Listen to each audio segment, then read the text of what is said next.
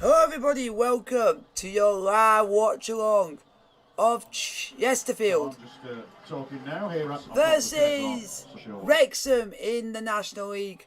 Away at Wrexham. Let's go and get the 3 points today. Go on Chesterfield, let's win in Wrexham today. And show these money spenders that they're not worth the money that they are worth.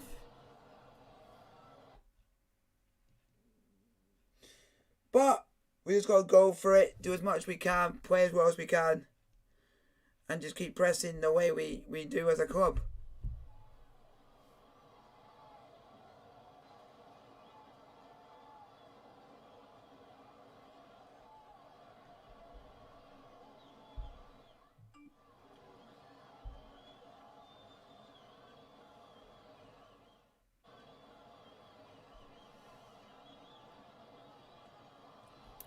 Just let you know the team for today's game, folks, is Loach in goal with Carline, Kerr, your captain, Gunning, Maguire, King, Weston, Kellerman, making his debut today, Khan, Rowe, and Shamanga up front. For Chesterfield today, on the bench is Grimes, Miller, Mandeville, Payne, and Whittle. That is your team to play Wrexham today. And if results can go away, we will return to the top of the National League. If Wrexham win, we return. If Chesterfield win and Dagenham drop points and Grimsby drop points, we will return to the top of the National League. Let's go. We got to go for it. So if you don't hear any of the commentary, I don't know if they're having problems at Chesterfield FC's end.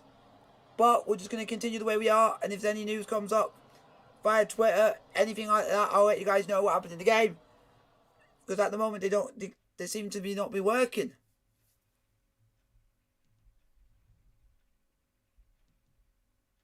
So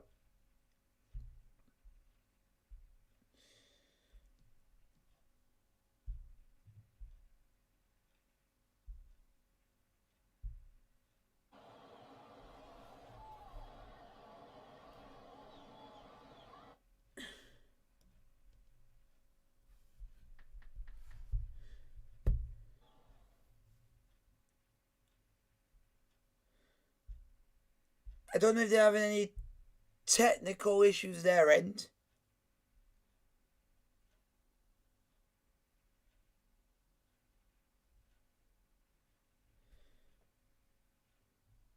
But let's go and get the 3 points today.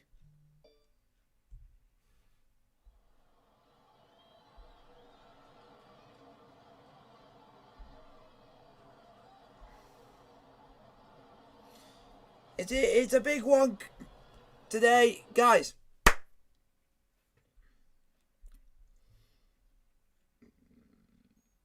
I don't know if they're having any problems their end.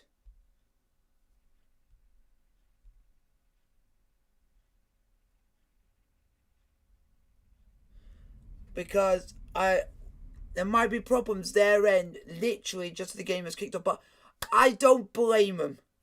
I don't blame them for having any I don't blame them at all, Chesterfield Football Club, for having any problems.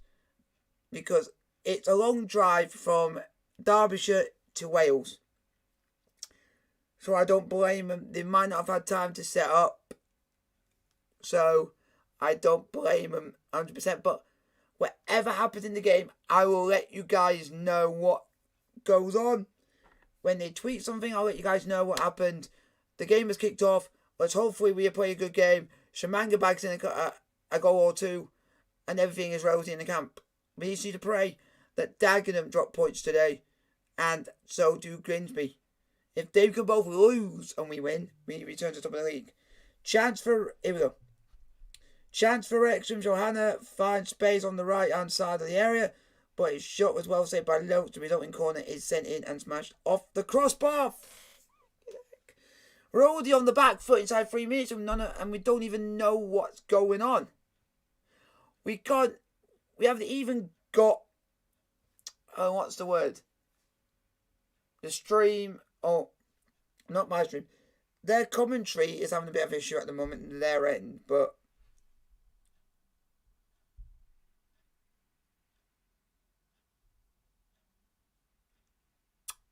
hello James, how are you doing?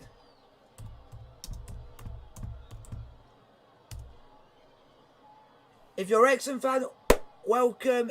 If you're a Chesterfield fan, also welcome. And also, banter is allowed, but if you go a bit too far, you'll be timed out and your stuff will be hidden. But how are you, James? How are you doing?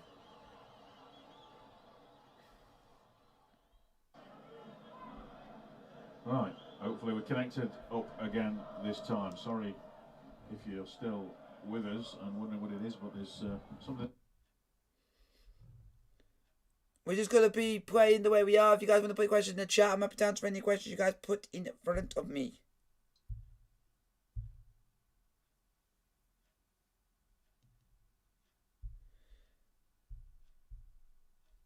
It is... Yeah!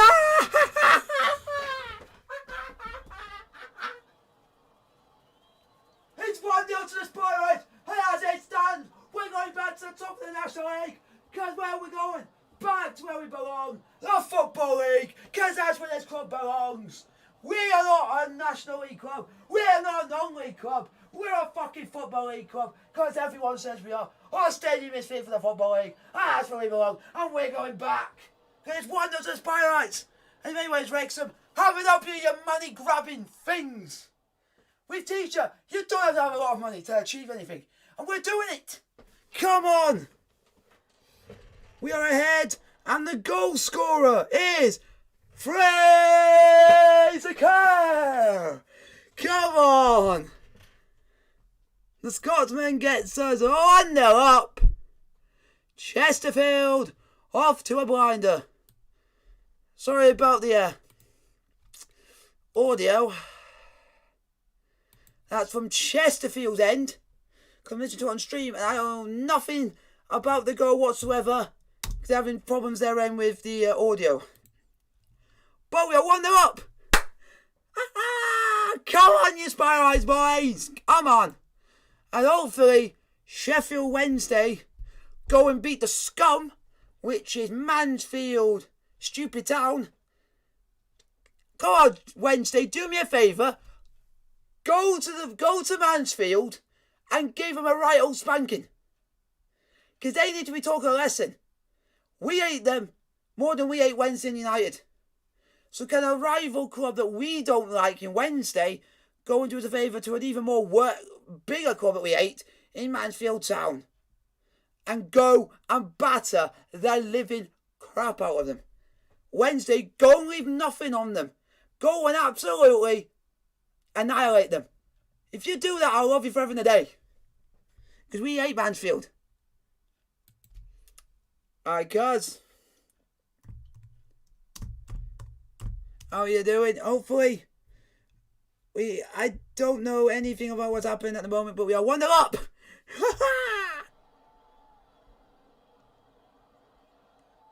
It's a great feel all round. Right now, because we are 1-0 up, folks. We are 1-0 up, folks. Fraser Kerr with the goal. As it stands, we are top in the National League. So, we're fighting for the title this year, and it's no doubt.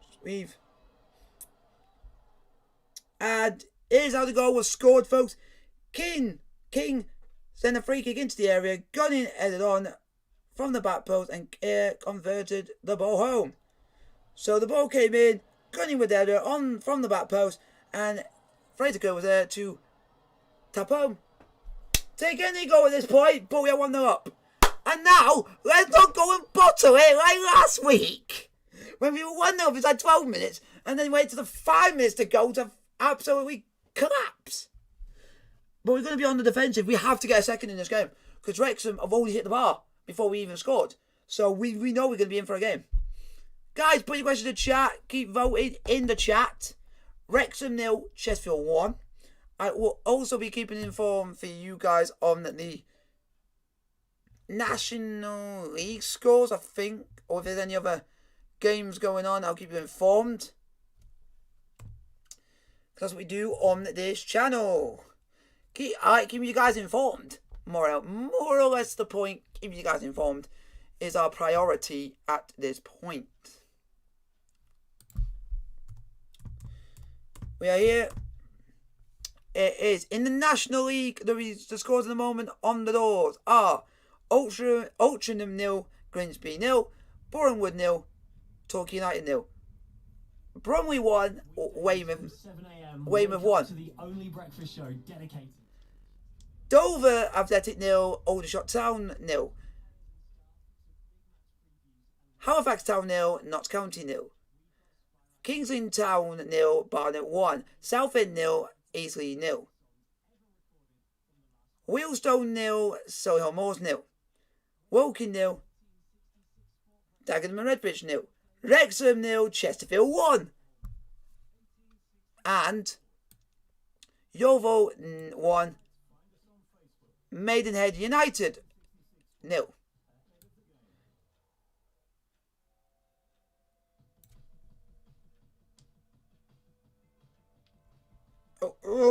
Right. It looks like they're having really bad issues there, and so we'll have to keep you just informed with what's going on, folks. Just put in the chat and we'll keep going. Yeah, Bromley 1-0. This is just to keep you informed with the scores at the moment. So I was going to keep you informed with and also in the EFL Trophy North Group 1, Hartlepool United 1, Morecambe 2 at half time. Other one is Salford 0, Tranmere Rovers 1 at half time. Then you got Crewe 1, Wigan 0 at half time, and Wolves Academy 1, Shrewsbury Town 0 in the EFL Trophy. Then you got Bolton 1, Liverpool Academy 0 at half time, Port Vale 0, Rochdale 0 at half time. Rotherham 2-0 up against Scunthorpe at half time. Lincoln 1-0 down to Sunderland at half time. Accrington Stanley drawing 1-0 with Leicester City Academy. Barrow the 0-0 versus Fleetwood at the moment. And come on Wednesday. Sheffield Wednesday 0, Mansfield Town 0. Come on.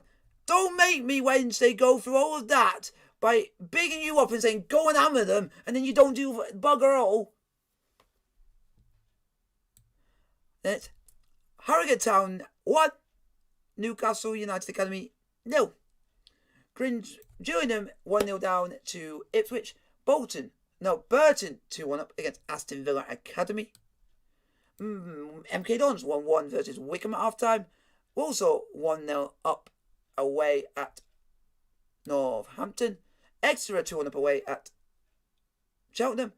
Southampton Academy are 3-0 down to Charlton. And Leighton Orient 2-0 up against Crawley Town. And Stevenage are 0-0 against Oxford United. Just letting you know if there's anything else does occur. We have played 13 minutes of that game so far. Yep, I'm trying to do as much as I can while they're doing their bit.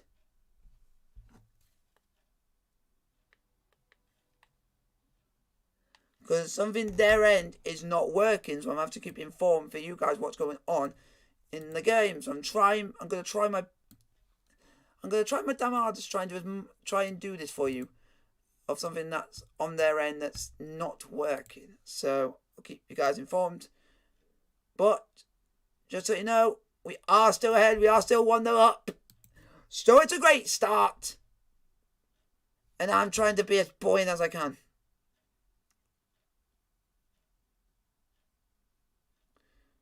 Fraser Kerr with the goal if you guys have turned up late from a free kick.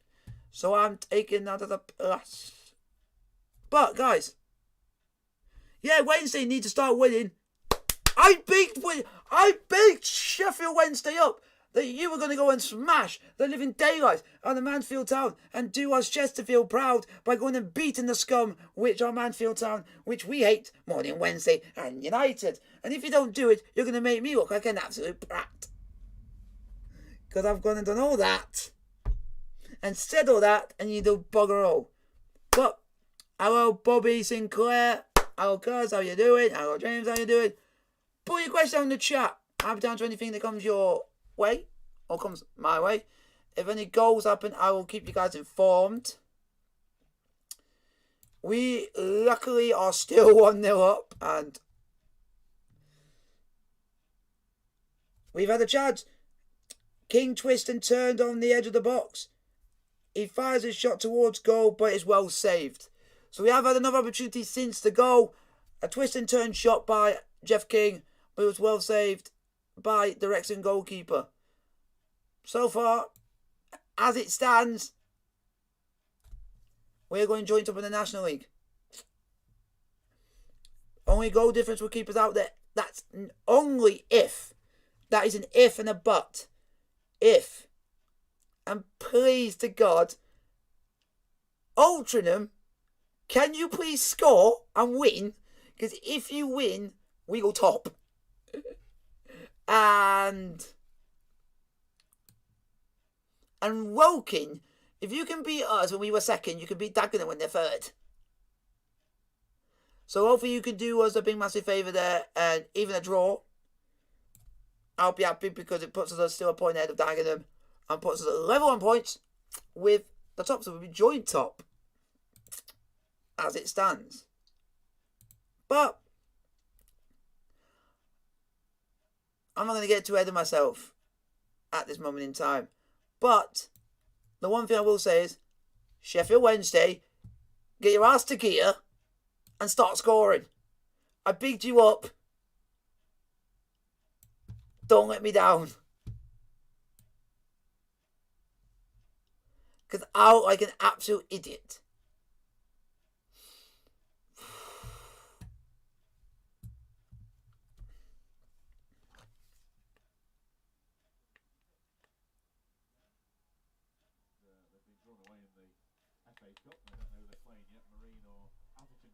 To replay tonight as the ball flicked forward by Jim Kellerman. Come on, Chesterfield! Offside for Wrexham, is it? And the flag's not gone up though, but it's bounced safely. You are Chesterfield. What? Just a reminder of the teams. How do you not know who we are? We're an ex-football league club. We went to the FA Cup in 1997, famously being denied the goal that would have taken us to an FA Cup final in 98 to play Chelsea. We're that team. We're that team that produced Jack Lester. That had Jack Lester. Tommy Lee. Oh, we're great. Lawrence Maguire and chip it forward. Right. Try and find Danny Rowe, but guys, put your question in the chat. I'm happy to answer any questions, guys. Put my way. Plenty of pace. Jake Hyde, nice little knock back to. Just need to keep going, keep pressing. If you guys like the stream, hit the thumbs up button. Don't forget to like, subscribe if you are new. Bryce Hosanna, this is his second debut. He made his debut on Saturday at Aldershot. I put a bet on them, only now found out who they are. Who's Jack Lester? Jack Lester's quite a late. Type him in Google or Wikipedia. You know that guy. That guy's a legend at this club. He's the most successful captain we've ever had. James Rose got Sidhu Khan running in front of him, and come on, boys! He's down by the corner flag on the right hand side. Stewart just walks guys, in front of us to block the view momentarily. Put a question in the chat. I'm happy to answer any questions you guys put my way. The ball goes out for a Chesterfield throw, which George Carline, not surprisingly, is taking charge of, and rubs the ball up on his shirt to try and get as much contact with it as possibly can. Rob Layton in all lime green, standing with his hands in the air to show, look, I can stand normally and touch the bar. I'm a big lad. And Carline, well, will it be? There's nobody at the near post. The nearest player is by Rob Layton, and he's thrown in towards Fraser Kerr again, and to have been shoved a little bit there, cleared away by Wrexham, but anywhere will do, and Gavin Gunny's going to head that one away. It goes out for a Wrexham throw. Just asking you a bit of a question, guys, because I've had this idea. Far side of hello. Wrexham throwing backwards, so they're back in their own half as well. And bit more pressing. Certainly Saidu Khan is almost a supplementary forward, isn't he, Josh? Yeah, he's playing very high up. He's kind of in that attacking midfield role that we used to see in perhaps Jack Clark playing. But yeah, maybe I will be keeping an eye for you guys on other goals if any goals go in. I will be celebrating if Altrincham were to score and if Woking score, because it means a lot for us in league position terms at the moment. Gunning gets there first, flicked on by Khan, who, well, at the very worst it's 4-3-1-2, isn't it? But I think it is probably 4-3-3. Certainly Khan has been up with Shimanga and Rowe all the time. He gives that movement that when Danny Rowe's there perhaps is lacking a little bit. And I'm sure Stephen Payne on the bench, I know he's not scored yet, but he's been contributing in games, but he's on 4 bookings as well. Be interested to see if he tries and gets booked at Southend so he misses the Kerrs national match. As Rowe plays it forward towards Shimanga. I'm being serious. Wednesday, get your ass into gear. You're going to make me look like an absolute brat. Carried off. If I went and big Wednesday up, they were going to go and smash Manfield. Because Chesterfield and Manfield have a rivalry, but we don't like Wednesday. But we also don't like Manfield more than Wednesday. So I prefer Wednesday to go and beat Mansfield. If they don't beat Mansfield, then there is something wrong with that team. And you basically made me look like an absolute brat. So I'm praying. I am praying for Wednesday to just win the game. And that means it doesn't make me look like an absolute fool. And to be fair to the referee, he tried to play advantage on, but there wasn't any, didn't he? It was a good bit of refereeing from Martin Woods. I'm not checked up. We don't get advance notification of the referees. There we go. He could beat Man United on his own. James Rose Black Book somewhere, if I remember. Guys, vote if you guys would like to see a football podcast on the channel. So it means when I'm not streaming, not doing a live watch along or anything like that, I do a podcast as well. Deep free kicks, too deep, I think. But yes, pray that Sheffield Wednesday win. But I went and bigged them big Wednesday up. They were going to win this game, and I'm going to have surprised they don't. You spell like a man on benefits. Be careful, Bob Sinclair. If you do that and you're like that, then you will be timed out. Loud and clear now. It's taken a while to get on board. But Phil Tooley and Josh Marsh. And Chesterfield a goal to the good. Carline with the throw. Throws it into Danny Rowe. Turns away from his man. Nice ball into Khan, who's back to goal at the moment. He's Shimanga, chip forward. Kings Lynn have equalised at home to Barnet. On the byline, he's really drilled that across. And Khan and Kellerman were both there, but neither could get a touch on. Oh, unlucky. Okay, lads. And that's one of them, Phil, where if someone gets a touch on that flash, the voting is going to be on for about another 5 minutes. Foot or head or chest or anything on that, it's going to be 2-0 Chesterfield, but unfortunately just evaded Khan and Kellerman at the last moment. But great work there, just down the right hand side from Shimanga, getting into those positions like we all know he can. Headed forward by Kerman on the score sheet so far. Come on, guys. You want to back me up here? If you guys are a very I've watched me a lot. Right. Paul Mullin. Not really got in the game so far, Paul Mullin, but Bull. He's a danger. He scored 32 goals. I'm Bobby Sinclair. How am I a pal like Mark Goldbridge? He does Manchester United. I do a National League team. If you guys, if you're going to speak like that, come and say that to my face. If you're here just to cause trouble, bugger off. We don't deal with people on the stream. If you want to be here, be nice. If you're not going to be nice, then bugger off. And I'm being serious. At least we're a team that can play well and actually bother to try and win a game. Backtracking on, Gavin Gunning comes in, but it was all about Khan pushing Hosanna into the right position. At least we're not a team that thinks that, oh, Ronaldo this, Ronaldo that, we're going to moan that Ronaldo's not playing. Bugger off, United. No foul was given.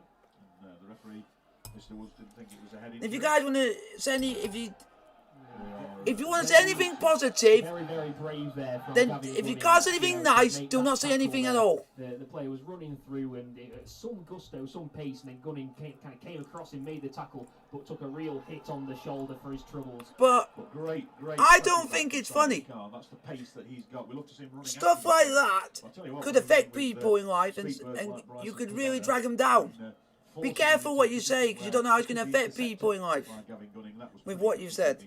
And it is a 4-3-3. I think the more and more we look and observe Khan's positions, it is a 4-3-3 for Chesterfield this evening.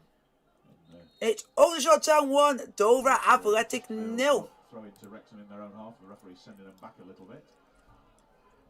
Equaliser for Kings Lynn. Kings Lynn 1, Barnet 1 in the National League. And, the ball played back. Save me, Sheffield Wednesday. Save me from embarrassment of me being an absolute rat and bigging you up. Come on. Towards his position and forces him to pick it up. Jamie Grimes, Liam Mandeville, Calvin Miller warming up. This is the first match that Miller's not started. He was a starting ever present, but he subbed 3 times during the course of those 9 games. So it means that... hey, it's not a bad thing to be compared to, but the only difference is... Shimanga and Loach started every game, and Gunning was subbed at half time. If you want to compare me to anything, you would compare me to someone who does the same team as me. Because I also... The other team that I do is I do Napoli and I do Chelsea. So I am also a Chelsea fan as well at heart. King down by the corner flag. But I support Chelsea. But I support Chesterfield as well because Chesterfield's my hometown, just to let you guys know. I'm from Chesterfield. I was born in Chesterfield, so that's why. Chelsea, I support Chelsea because of my dad, who I basically have supported since birth. 23 years of my life I've supported Chelsea. James, Danny Rowe comes back in and helps out with the defence and plays a... Well done, Rowe! But it's read well at the back by Harry Lennon, although he's lost out now to Khan, and Lennon gets the tackle in. It's a throw-in down by the corner flag to the Spirates on the right-hand side. So certainly after a smart start from Wrexham, Chesterfield are giving as good as they got, and they are in the lead now, Josh. Yeah, some very, very clever balls through. I just wondered there when the ball went out to the left, I thought Lawrence Maguire had a chance to... Oh, Grimsby have scored! Back to Weston and Bugger! Bugger! Possession in midfield again for Chesterfield as Carline throws one in. And it's gone to the edge of the box. Hit by Weston, shouts for handball when it's blocked by a Wrexham player. Headed forward again by Kellerman to Shimanga. Go on, Shimanga! Leaves all around the ground. He's played it in. The goalkeeper makes a good save, but he couldn't grasp it. It's gone out for a corner kick. Oh, Shimanga! Relief from Shimanga there, and a good save from Langton. Goes out for Spirate's first corner of the game. Yeah, when Shimanga gets the ball in there, you always think he's got the ability to make something happen, to get that turn on the defender and get the shot in. That's what he did then, but the goalkeeper Loach really on full alert there to parry the ball away, and Chesterfield though keeping the pressure on here. Sensible little nod down from Jim Kellerman on his debut as well. So corner over on the far side that King is going to take. Plenty of blue shirts in the box, and he's rolled it along the floor to the near post to Shimanga, back to King. He's got 2 red shirts in front of him now. He's trying to get into a good crossing position. He's passed them on. He's clipped down. It's a goal kick. The referee says no foul. Oh, yeah, says no foul. And well, I think the 1 or 2 Chesterfield connections thought the referee might have been pointing to the penalty spot there. But I know we're not in a perfect position, but I thought King was outside the area from here anyway. Well, I felt for that one. Yeah. Too. I thought he was pointing right to the penalty spot there. I'll be honest, but. No, it was a goal kick in the end, but yeah, you've seen them given, haven't you? Yeah, well, it was the difficulty is from our position to see whether it was actually in the box. Guys, if you like the stream, hit the thumbs up button to get to like, sub and subscribe if you are new. The box, but there's a lot of leaves on that half of the pitch, which will make it so there's not on this half of the pitch at all. Chesterfield win a throw in over on the far side. There we go. 7 minutes play. Lawrence Maguire in front of the mould rolled road stand, which was designed by architect Terry Ward, who happens to be the architect of the Technique Stadium and also a Chesterfield FC director. So if he's here tonight, it'll be a bit bizarre, won't it? Sitting as a director in a stand he designed at a different club. So you guys have said that you want me to do a football podcast on the channel. Wow. 75% said yes, 25% maybe, and 0% for no.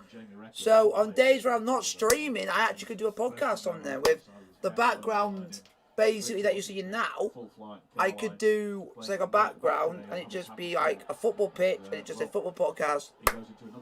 Done. Record, and it comes off Record's leg and out for a Chesterfield throw, midway in the Wrexham half on the right hand side. Chesterfield in all blue, kicking from left to right. Carline behind the little grill at the top of the steps receives it, doesn't play that one long, plays up towards Carn, who takes a tumble, no foul, cleared away by Wrexham, but Kellerman's there, nods it down to Carline, back to Kellerman, who volleys it forward, but headed away by Wrexham once more, but comes to Kellerman on the edge of the box, and he gets his foot wrapped round that one, and he was trying a left-footed shot, but ankled it, went well wide, as one of the co-owners, his own brand of gin being advertised around the ground on the fancy electronic perimeter sides of the moment. The official gin of Wrexham AFC.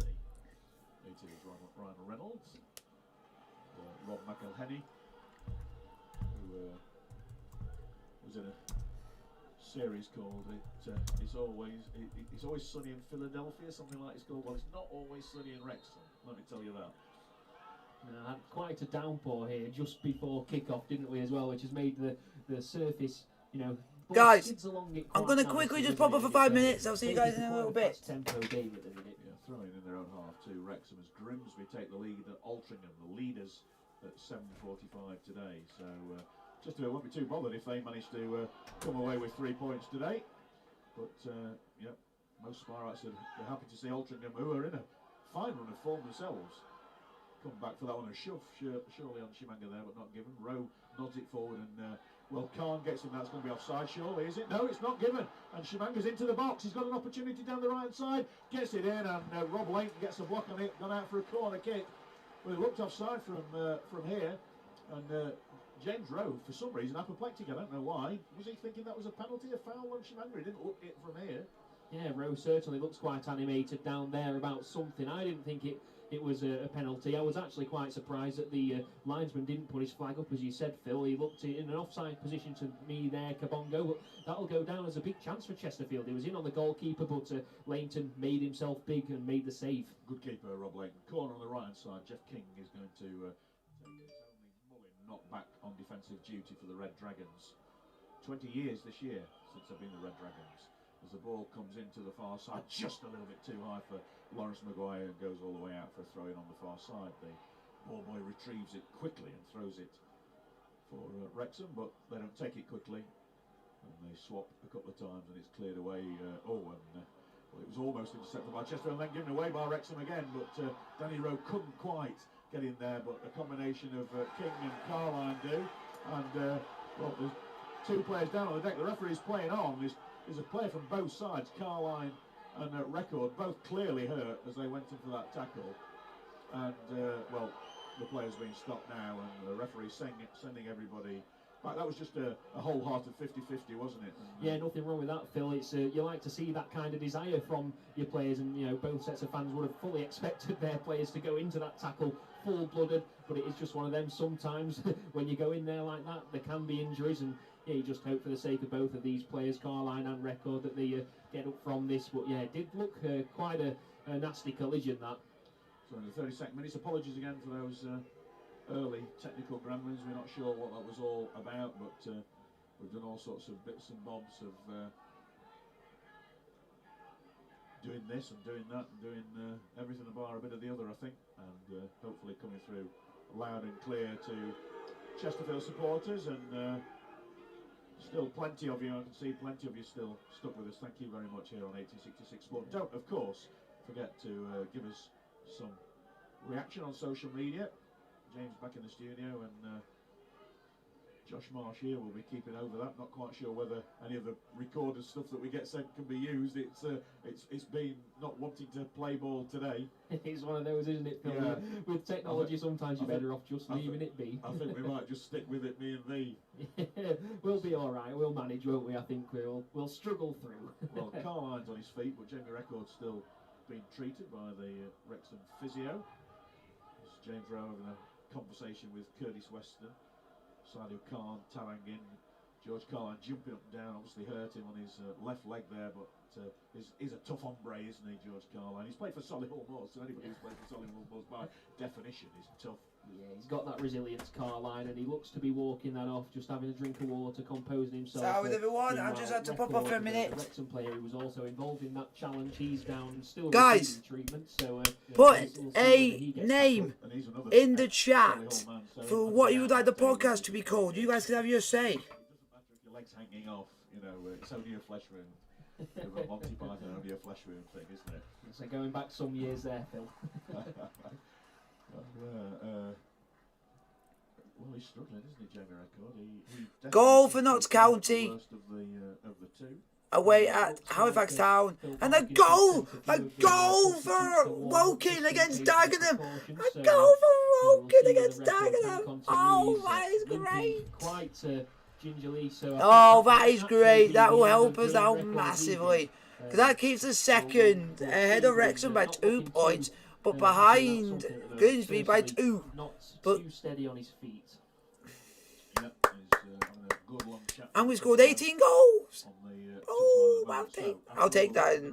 That's a good thing. It's going to be a throw-in too. I'll take it as a good thing.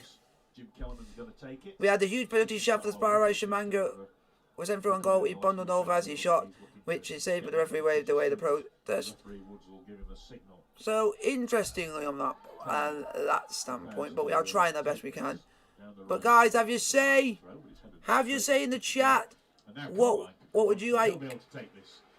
What would you like? So whether that was a tactic, try and get another throw in and let George Carline come back on the park and deliver it into the middle. But as he's getting the ball, Maguire, Gunning and Kerr are all back on the halfway line. So guys, I'm only put it on a multiple of times, so for guys who are coming late can see what I put.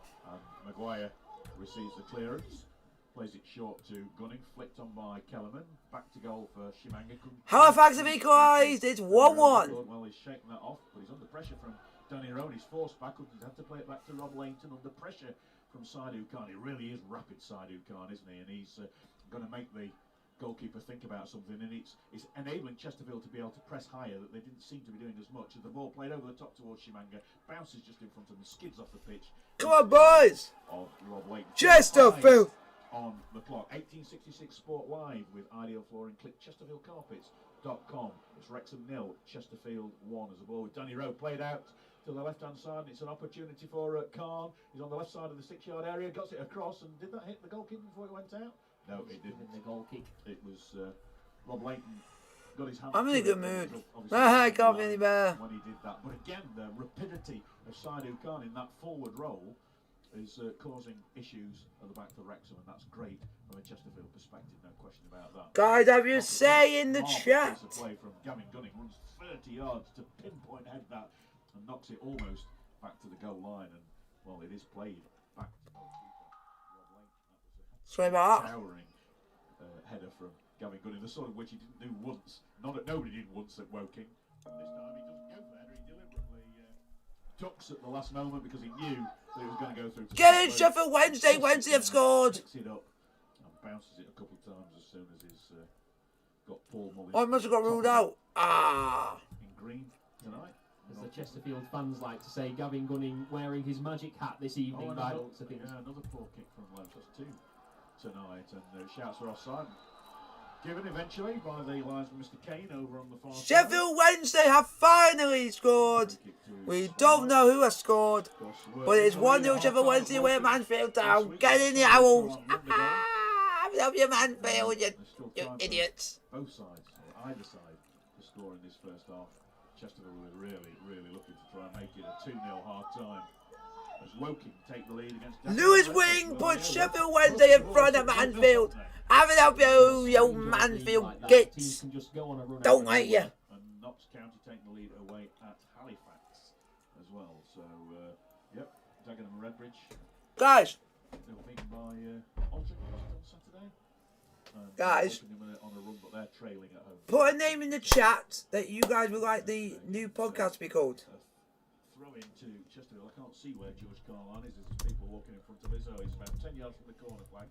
So Well, Gunning's not gone up, but Wrexham leaving 2 up this time. So Kellerman, Gunning and King watching them as a throw comes in, headed away by Redmond, knocked back in by Curtis Weston, but picked up by Wrexham. They've got the opportunity for a quick break now. Hyde plays it back to Redmond. Oh, that's not a good ball from him. You can hear the groans, I'm sure, from the North Walians around us here at the racecourse ground as the ball goes out for a throw in to Chesterfield. 7 minutes to the break. Sparrites in the lead, thanks to that Fraser Kerr goal after just 6 minutes. And George Carline told to hurry it up a little bit. James Rowe, he said, don't listen to the referee, just do your own thing. And Phil Parkinson, I think we really mentioned Phil Parkinson. Of course, when they play Altrincham, there's only 2 Phil Parkinsons, because Phil Parkinson, manager at Altrincham, and a different Phil Parkinson, manager here at Wrexham. So they've not played each other yet. Chesterfield win another throw in again in George Carline range. And well, I think Wrexham have decided to the referee's whistle's gone, encouraging Carline to hurry it up a little bit. He just jogs up to the byline, takes it, and it was too high for Danny Rowe and not long enough. So Wednesday are 1-0 up against Mansfield. Thank the Lord and everything that's holy. Go on, Shimanga. Comes out well, and the ball. And there's a penalty. It's a penalty at Chesterfield. On Kabongo Shimanga, and to be fair, I thought Shimanga had overrun that a little bit. Chesterfield have a penalty, folks. Indeed, wasn't he? Chesterfield have a penalty, folks. We have a penalty and the chance to go 2-0 up before half time. And George Carline have got the ball, but Shimanga, surely, if it is a penalty, yes, it is a penalty. And Shimanga has now got the ball. I think George Carline was delivering it. So Come on, Kabongo! Shimanga going to make it double figures. Wake me up before you go. Who needs mercy when you go, Kabongo? Wake me up before you go. Who needs mercy when you go, Kabongo? Watch it. Bit late on the challenge, but you didn't think there was much in it. Referee pointed to the spot. 40 minutes and 9 seconds on the clock as the referee makes sure all the... Come on, Kabongo, man. Come on, Shimanga. Don't encroach. Come on, Shimanga. Scored 3 penalties already this season. He's going to right foot this one when eventually the referee says go. We've had 15 seconds of the referee pushing people behind the line. He's looking at his watch. He blows his whistle. And Come on. Shimanga comes up, twinkle toes, gets the shot in, and it's saved by Rob Langton. It's saved. And cleared away by Wrexham out for a corner kick. It's saved. So, no number 10 just at the moment, Josh. And what a difference that would have made. No, I mean, Shimanga, he got the shot on target, went to the goalkeeper's left, to the right-hand side of the goal. Langton guessed right, not enough power on it from Shimanga, and in the end a comfortable save for Langton, but he had to dive the right way, and credit to the goalkeeper, making up for potentially the error, but corner comes in now. Corner, King cleared away, nodded back in by Weston, but Wrexham just get a little block on that, so Weston recovers, plays it to Kellerman, who knocks it back to Scott Loach, who's got Mullin running back. That's really enthused the home fans, hasn't it? It's now out with Hosanna over on the far side. Played upfield to Davis rather, and he's got 2 for company inside who can't mix it off him. But he's got Oh, Mansfield have scored Wednesday. You bunch of shit houses. You can't even hold the lead against the scum. Back to goalkeeper Scott Loach under pressure again.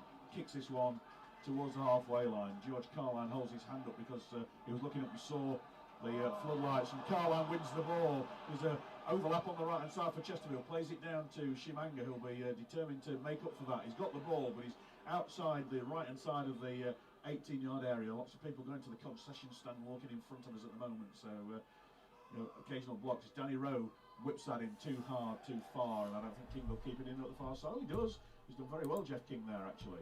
And he's got the opportunity to possibly cross. He's got Hosanna with him. Borough would have won up against Sheffield, against Torquay United.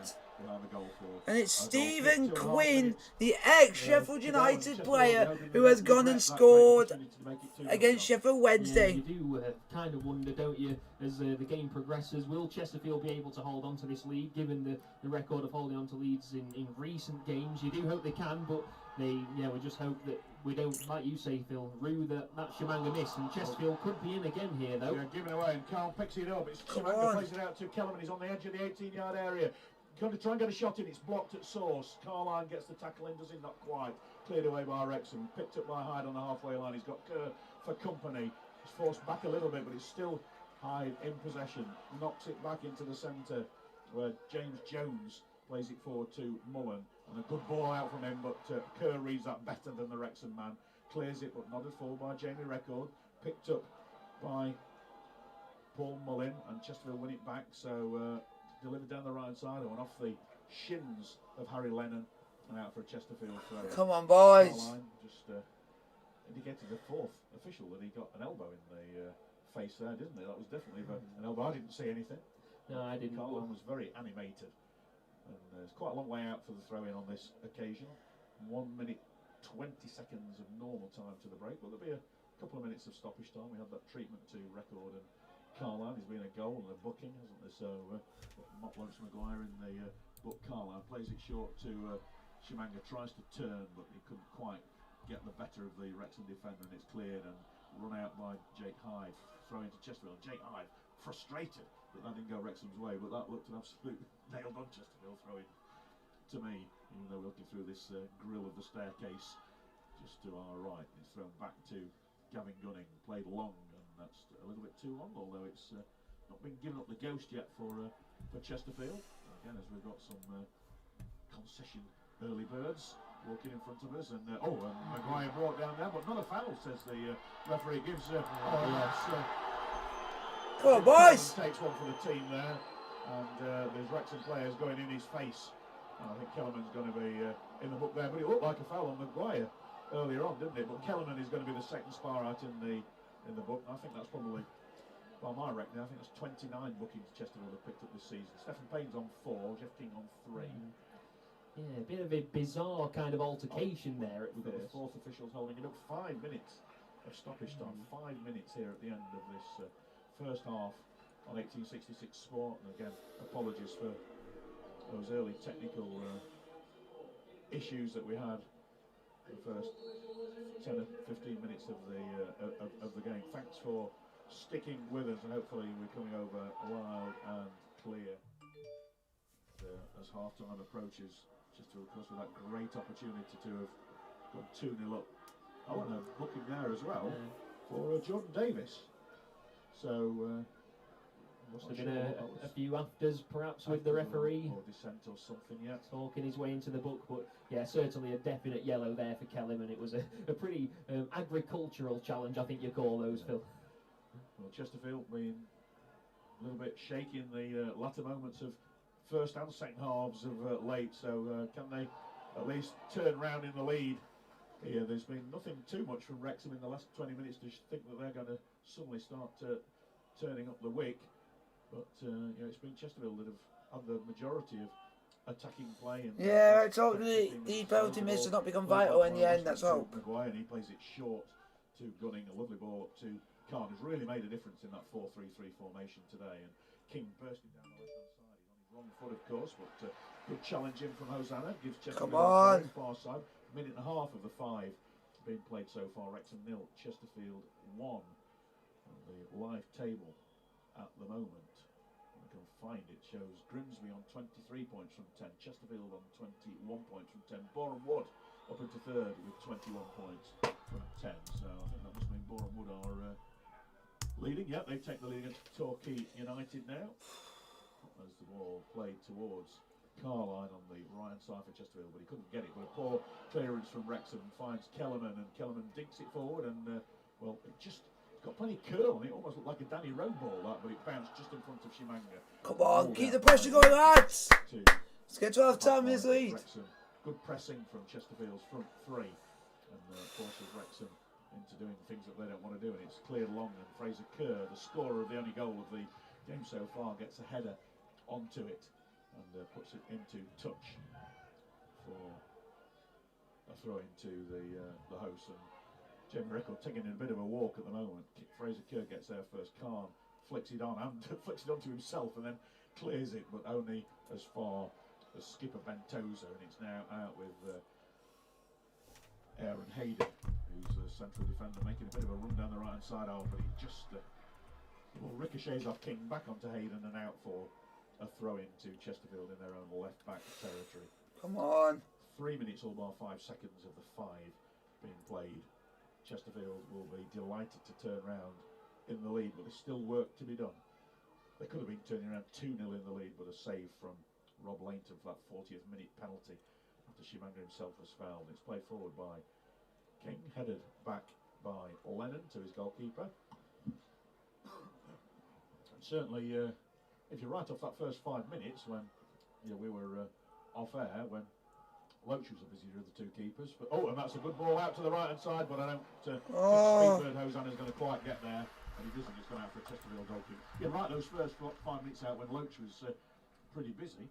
Rob Layton's been the busier goalkeeper for the rest of the half, hasn't it? Certainly, Phil. It's been one of those games where you can't really take your eye off it for very long at all, because there's a quick turnover in possession, or someone gives the ball away, or in midfield. It's just 2-0 Bromley versus Weymouth. Frantic, really. It's been played at such a pace. I do wonder if the two teams can keep it up or not for the second half. But I would agree, Chesterfield have had the better chances. And come on, boys! Think that they have justified that 1-0 lead, hopefully, at half time. I think it's probably the highest tempo game we've had of the season so far, isn't it? Or the highest tempo 45 and that suited Chesterfield. It looks as though Khan just has the ball nicked off his toes, and he's been one of the main reasons for the high tempo. And volleyed away, not particularly successfully by Hayden, into touch for a Chesterfield throw. And Carline sauntering back to get this. We've got 30 seconds of the 5 minutes remaining. With a spire, it's a goal to the good as Carline throws down the right-hand side and chipped forward by Wrexham. And Gunning's going to put his laces through that one. And Shimanga's got the opportunity to chase that. It bounces awkwardly for Tozer, but he gets a header to it. Khan makes the defence honest, and that was just a clearance anywhere will do. And Kellerman on the ball commits another foul, but nothing too bad. And Danny Rowe doing everything he can to prevent it being taken quickly, and he prevented it from being taken quickly and forced not a very good free kick as well. After 5 minutes now, there goes the referee, Martin Woods, with his whistle in his mouth, his booze around. I'm not sure why that should be, but I did hear somebody shout a load of rubbish there, and it was a Welsh accent, not a North Derbyshire one. Josh, so started off with a goal from half time. Chesterfield 1, Wrexham 0 at half time in the National League. Then have been the better side. They've had the chances. What a good first half from the boys. Should have been 2-0 up, but we missed penalty just before half time. But we're 1-0 up. Full value for that 1-0 lead at half time, and they've created a lot of chances. A few balls to the back post, and of course George Carline as well, winning a lot of throw-ins and set plays down this right-hand side. He's worked really hard for Chesterfield in that first half. But for me, the standout man there is Sayadu Khan, just really making things tick in the middle and getting the yard on their midfielders as well, and the Wrexham defenders, and really causing havoc. Kabongo Shimanga as well, doing what he does, playing on the shoulder, getting into the right positions, and of course that's what forced the penalty.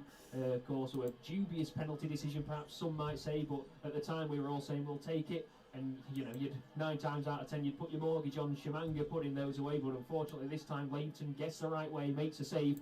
So Chesterfield will be hoping that they're not regretting that penalty miss later in the second half. But I'd agree with that, Phil. Chesterfield certainly, I think, deserved that 1-0 lead at half time. And the bumper crowd here at the racecourse ground, well, on that save, that's the loudest we've heard from them, isn't it? Yeah, and for a little bit you did wonder if the momentum was going to shift after that penalty save, because the crowd certainly started getting behind them. There was a big Welsh roar in this main stand and around the ground, and you did wonder if Chesterfield could weather a bit of a storm, but they're very professional, keeping things tight in midfield, winning that ball, getting into challenges and making life difficult for those Wrexham playmakers, especially the likes of Paul Mullin, because we know what a threat he can be. Well, here at half-time it is Wrexham 0, Chesterfield 1, and sadly we can't play any pre-recorded stuff. The Gremlins have stopped that from happening, so I think if we start off looking at the half-time results, I'll go through the National League, and perhaps Josh can look at what people are saying on social media as well, and we'll pick up the rest. So the half-times in the National League: Altrincham 0, Grimsby Town 1, which means of course Grimsby Town maintain their position at the top of the table that they started off with at the. Come on, boys, we need to play well in the second half. Boreham Wood 1, Torquay United 0. So Boreham Wood in third place and playing Chesterfield in a couple of weeks at the Technique Stadium. Bromley 2, Weymouth 0 now. Dover Athletic 0, Aldershot Town 1. Dover still to score at home this season, let alone to win. FC Halifax Town 0, Notts County 1. Kings Lynn Town 1, Barnet 1 is the scoreline there. And I was just having a quick look to see if Joe Rowley was on the score sheet there, but no, Clunan had scored. Southend United 0, Eastleigh 0. Wilston 0, Solihull Moors 0. Inform Woking 1, Dagenham and Redbridge 0. Dagenham down to 4th in the live table at the moment. And Yeovil Town 0, Maidenhead United 0. Of course, Wrexham 0, Chesterfield 1 in this particular game. So what we got on social media, Josh? Well, to be honest with you, Phil, I'm also having gremlins in my system here. It's typical, isn't it? Just when you come to me for a bit of reaction, again, the internet's currently not having it at the minute here in Wrexham, but we've got some lights coming on though. Yeah. That's interesting. And well, anyway, let's go through the scorelines elsewhere. The EFL Trophy: Hartlepool 1, Morecambe 2, Burnt Albion 2, Aston Villa under-21s 4, MK Dons 2, Wycombe Wanderers 1, Northampton Town 1, Walsall 1, Cheltenham Town 2, Exeter City 2, Charlton Athletic 3, Southampton under-21s 1, Crawley Town 0, Leyton Orient 4, Oxford United 1, Stevenage 0, Salford City 0, Tranmere Rovers 1, Crewe Alexandra 2, Wigan Athletic 0. I saw somebody as I was driving through Crewe in a Wigan tracksuit, and I thought, oh, what if they're playing at Crewe tonight? It was somebody who I ought to know, I ought to have recognised who it was, but he was just coming off Crewe train station. I'll remember who it was in a bit, I'll try and remember. Shrewsbury Town 2, Wolverhampton Wanderers under-21s 1, Bolton Wanderers 3, Liverpool under-21s 1, Port Vale 0, Rochdale 0, Rotherham United 2, Scunthorpe United 1, Lincoln City 0, Sunderland 2, Accrington Stanley 2, Leicester City under-21s 0, Barrow 1, Fleetwood Town 0, Mansfield Town 1, Sheffield Wednesday 1, Harrogate Town 2, Newcastle United under-21s 0, and Gillingham 0, Ipswich Town 1. So that's the scoreline so far. How's the social media scenario, Josh? Have we got anything on there? Yeah, not at the moment, to be honest, Phil. It's connection-wise, not going too well on my devices. I'm not sure if you've managed to get anything your side. I don't think my phone is particularly enjoying connecting up to the Wrexham Wi-Fi. Well, Patricia Walker has sort of said, trust me, Phil, my device won't sleep until the fat lady sings. Thank you, Patricia, for sticking with us. We'll try and get onto 1866 Sports Twitter feed. Doesn't seem to be wanting to work, as you say. There are all sorts of gremlins around on lots of things at the moment, Josh. But well, certainly that game. So the game so far, the first 45 is just trying to find out some more information. Gone Chesterfield's way pretty much. And don't forget that, as ever on 1866 Sport Live, you can win things, and you've got to the 14th of October to have the opportunity to win hospitality for 4 people for the Chesterfield FC game against either Boreham Wood, which is a Saturday on the 23rd of October, or Eastleigh, which is a Tuesday night in the school holidays.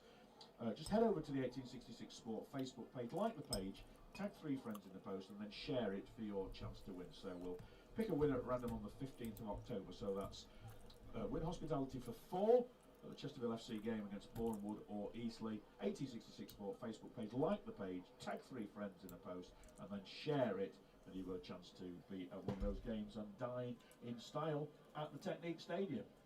Yeah, so Phil, we have managed to get a little bit of social media reaction come through. Luckily, James back at HQ sending us a few bits across. So yeah, we've got Tim Starbuck, who says, I bet Danny Rowe would have liked to slot that penalty home, and yeah, I'm sure he was eyeing that one up given his track record with penalties, but it was the top scorer Shimanga that took it in the end, and unfortunately just good save really by the Wrexham goalkeeper. Maybe Shimanga could have put it in the corner more, maybe he could have put more power on it, but he got the penalty on target, and you do have to take your hat off to the goalkeeper for that one. Daniel says, why is there always so much stoppage time? Well, to be honest with you, Daniel, I think judging by the amount of incident in that first half, and maybe, dare I say, a little bit of time wasting from George Carline on those throw-ins. It does soon accumulate, doesn't it? And yeah, a few injuries as well throw in the mix, and it soon adds up to the 5 minutes. But yeah, I agree, Chesterfield have been on the receiving end of some big numbers coming up on that fourth officials board in recent weeks, and sometimes it's cost them, hasn't it? It's cost them results in games, in fact. Joe Dart sounds like we're playing with more passion tonight. Well, Joe, I'd agree with that in some respects. I mean, Chesterfield playing with a real high tempo this evening and getting in Wrexham's faces, and that's what you want to see from your side, isn't it, really? You know, pressing high up the pitch, intercepting the ball in midfield and keeping the ball away from your own box. And yeah, Wrexham had some joy in the first 5 minutes while Chesterfield were finding their feet, but in the end there, they managed to kind of weather that early storm, get the goal, and then, yeah, start kind of dominating things in midfield a bit. Joseph says disappointing not to be too brilliant first half from the Spyrites, more of the same in the second. And Paul, listening in Thailand at 2:43 in the morning over there, so thanks for staying with us, Paul, in the early hours. It's great to have you here in not so sunny Wrexham. I'm hoping the weather's better over where you are in Thailand.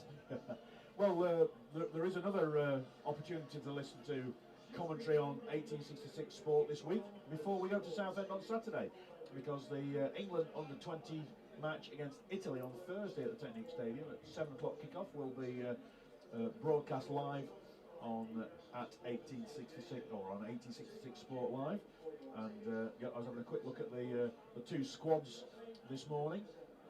And Daniel Maldini, Paolo's lad there, so it'll be interesting to see if Dad comes to see him play. I would imagine that we've plenty of people after selfies with the great Paolo Maldini if he comes across. Not quite sure how easy it is to travel from Italy, whether there's all sorts of travel bubbles or whatever. But let's just change the subject. We still talk Chesterfield, Josh. But cup draw, Curzon Ashton away in the fourth qualifying round of the FA Cup. Your initial thoughts on that? Yeah, well, interesting stat I think that the club historian Stuart Basson came up with, that it'll be the first competitive game I think Chesterfield have played against a club with a Z in their name, which is a new one for me. Stuart there doing his research, fair play. But yeah, it's a bit of a potential banana skin perhaps. I don't know how seriously Chesterfield will be taking the FA Cup. You'd like to think that they'd go into every game taking it seriously, and perhaps if you can get a run together and get through and draw a big team, then you know you can potentially make a bit of money. And at the minute, of course, the club would love to get more money in, given the situation with the pandemic recently, of course. But yeah, in terms of Curzon Ashton, I must admit, not a club I know too much about, but one that Chesterfield, I'm sure, would expect to be beaten. But as we know, with FA Cup ties, we've seen Chesterfield play in the past. Basingstoke comes to mind. Yes. You don't always get it your own way. Yeah. No, you don't. But I was having a conversation before the game today, and you know, the slip-ups tend to have been at home rather than away. Enfield, Morecambe and Macclesfield when they were in non-league, whereas away that Chesterfield seemed to be relatively... Are you going to come up with a podcast in a few weeks? Northwich Victoria, FC United of Manchester, Stalybridge, Celtic. Away from home doesn't seem to be quite as bad as some of the home games. But I've been to St Clive Stadium before, a couple of years after Curzon Ashton moved in there. Chesterfield drew them in the FA Youth Cup back in 2007, and with a decent cohort that year.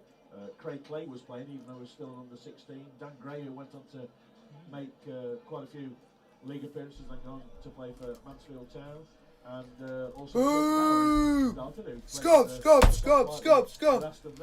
That's Mansfield Town. Scub. So yeah, I was there that night.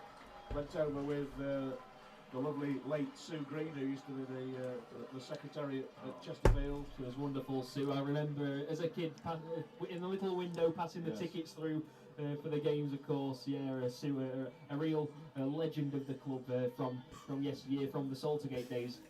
Yes, sadly never quite made it to see the Technique Stadium open and open for business.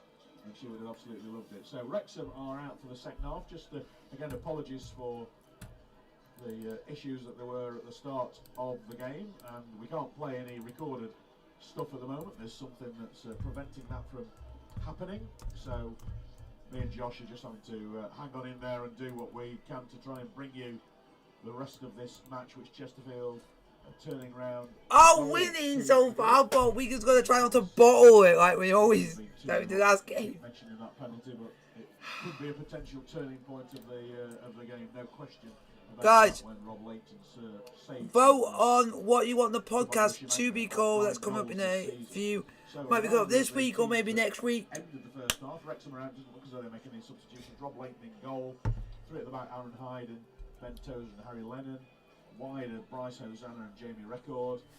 In midfield, Jordan Davis, Devontae Redmond and James Jones. Jake Hyde and Paul Mullin are their two strikers. On the bench, Christian Dibble, Liam McAlinden, Tyler French, David Jones and Dior Angus, who was with Ian Everts Barrow when they won promotion to the Football League a couple of seasons ago. And for the Sparrows, Scott Loach in goal, Fraser Kerr, keep on forgetting George Carline's playing in the back four. George Carline, Fraser Kerr, Gavin Gunning and Lawrence Maguire the back four. And midfield three of Jim Kellerman, Marcus Weston and Jeff King. And a front three of Danny Rowe, Saidu Khan and Kabango Shimanga. The subs for the Sparrows, Calvin Miller, who's appeared from the start in all previous 9 games, Liam Mandeville, Jamie Grimes, Stephen Payne and Alex Whittle. So, Chesterfield have got players in there to change the shape, change the formation should they want. But it has to be said the 4-3-3 worked pretty well. It certainly did, Phil. I mean, Chesterfield's winning that midfield battle by, a pretty comfortable margin, I'd say, in that first half, and really putting the pressure on Wrexham. The home side struggled to get the ball clear or really trouble Chesterfield's 18-yard box at all. So, I mean, from an away performance point of view, so far you'd say it's that perfect away performance. And if they can just see this 45 minutes out, then we'll all be travelling back to Derbyshire very happy, won't we? But as we know, recently we've seen Chesterfield's record after taking the lead in games against the likes of Bromley, against Torquay and Woking as well the other week. That you do kind of have that feeling in your stomach, is this game over yet? But Chesterfield fans will certainly be hoping for a repeat of that first half performance, and if you do that, I think there's enough in this team and on the bench as well with the substitutes, real strength in depth in order to bring 3 points home. And Maguire and Kellerman both in the referee's notebook. Do you think that'll make James Rowe think differently about that? Yeah, he tends to, doesn't he? You often see him make a substitution when a player's on a booking. I just don't think he likes to have that risk out there when a player's on thin ice. He likes to change booked players, and that makes sense, especially when you come to a ground like this. Nearly a sellout. You can't watch the game on. You can watch the game, but I think it's on Wrexham's you certainly don't want website where you can pay for it. You have to pay for it and everything. Have the wind in the sails and spurring the home side on. That's certainly not what you want. So they'll be hoping that Chesterfield, can stay on 11 men and. Yeah, there's definitely options there on the bench with the likes of Payne. That's for you guys to vote on what would you like the podcast that I'm coming up with to be called. You guys have voted that you guys want the podcast. Does want to use them. Yeah, if Kellerman's going to be a potential withdrawal on the hour mark with that yellow card, and of course it's his first start. The most likely probably is Payne coming on as the striker. If you spam, you will be timed out. Spamming we don't allow on the channel. We don't allow spamming. Central midfielder is the number 10 in Liam Mandeville, but there isn't a natural central midfielder on the bench, which is get it Wednesday. Chesterfield have this season. Yeah, and you never know really. I mean, I'm watching it on on the new radio station. Then bring Mandeville into the fold. Wentz have scored literally in the 93rd minute of stoppage time at the end of the game at the one goal stadium.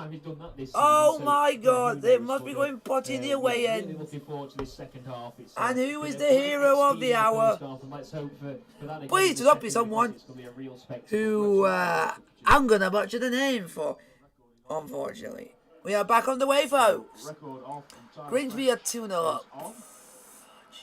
So Record picked up a Dover have actually scored against Aldershot Town. 50-50 open and honest clash with George Carline in the first half. So let's assume it's a forced substitution that from Wrexham's point of view. And Tyler has gone. Bournemouth are 2-0 up.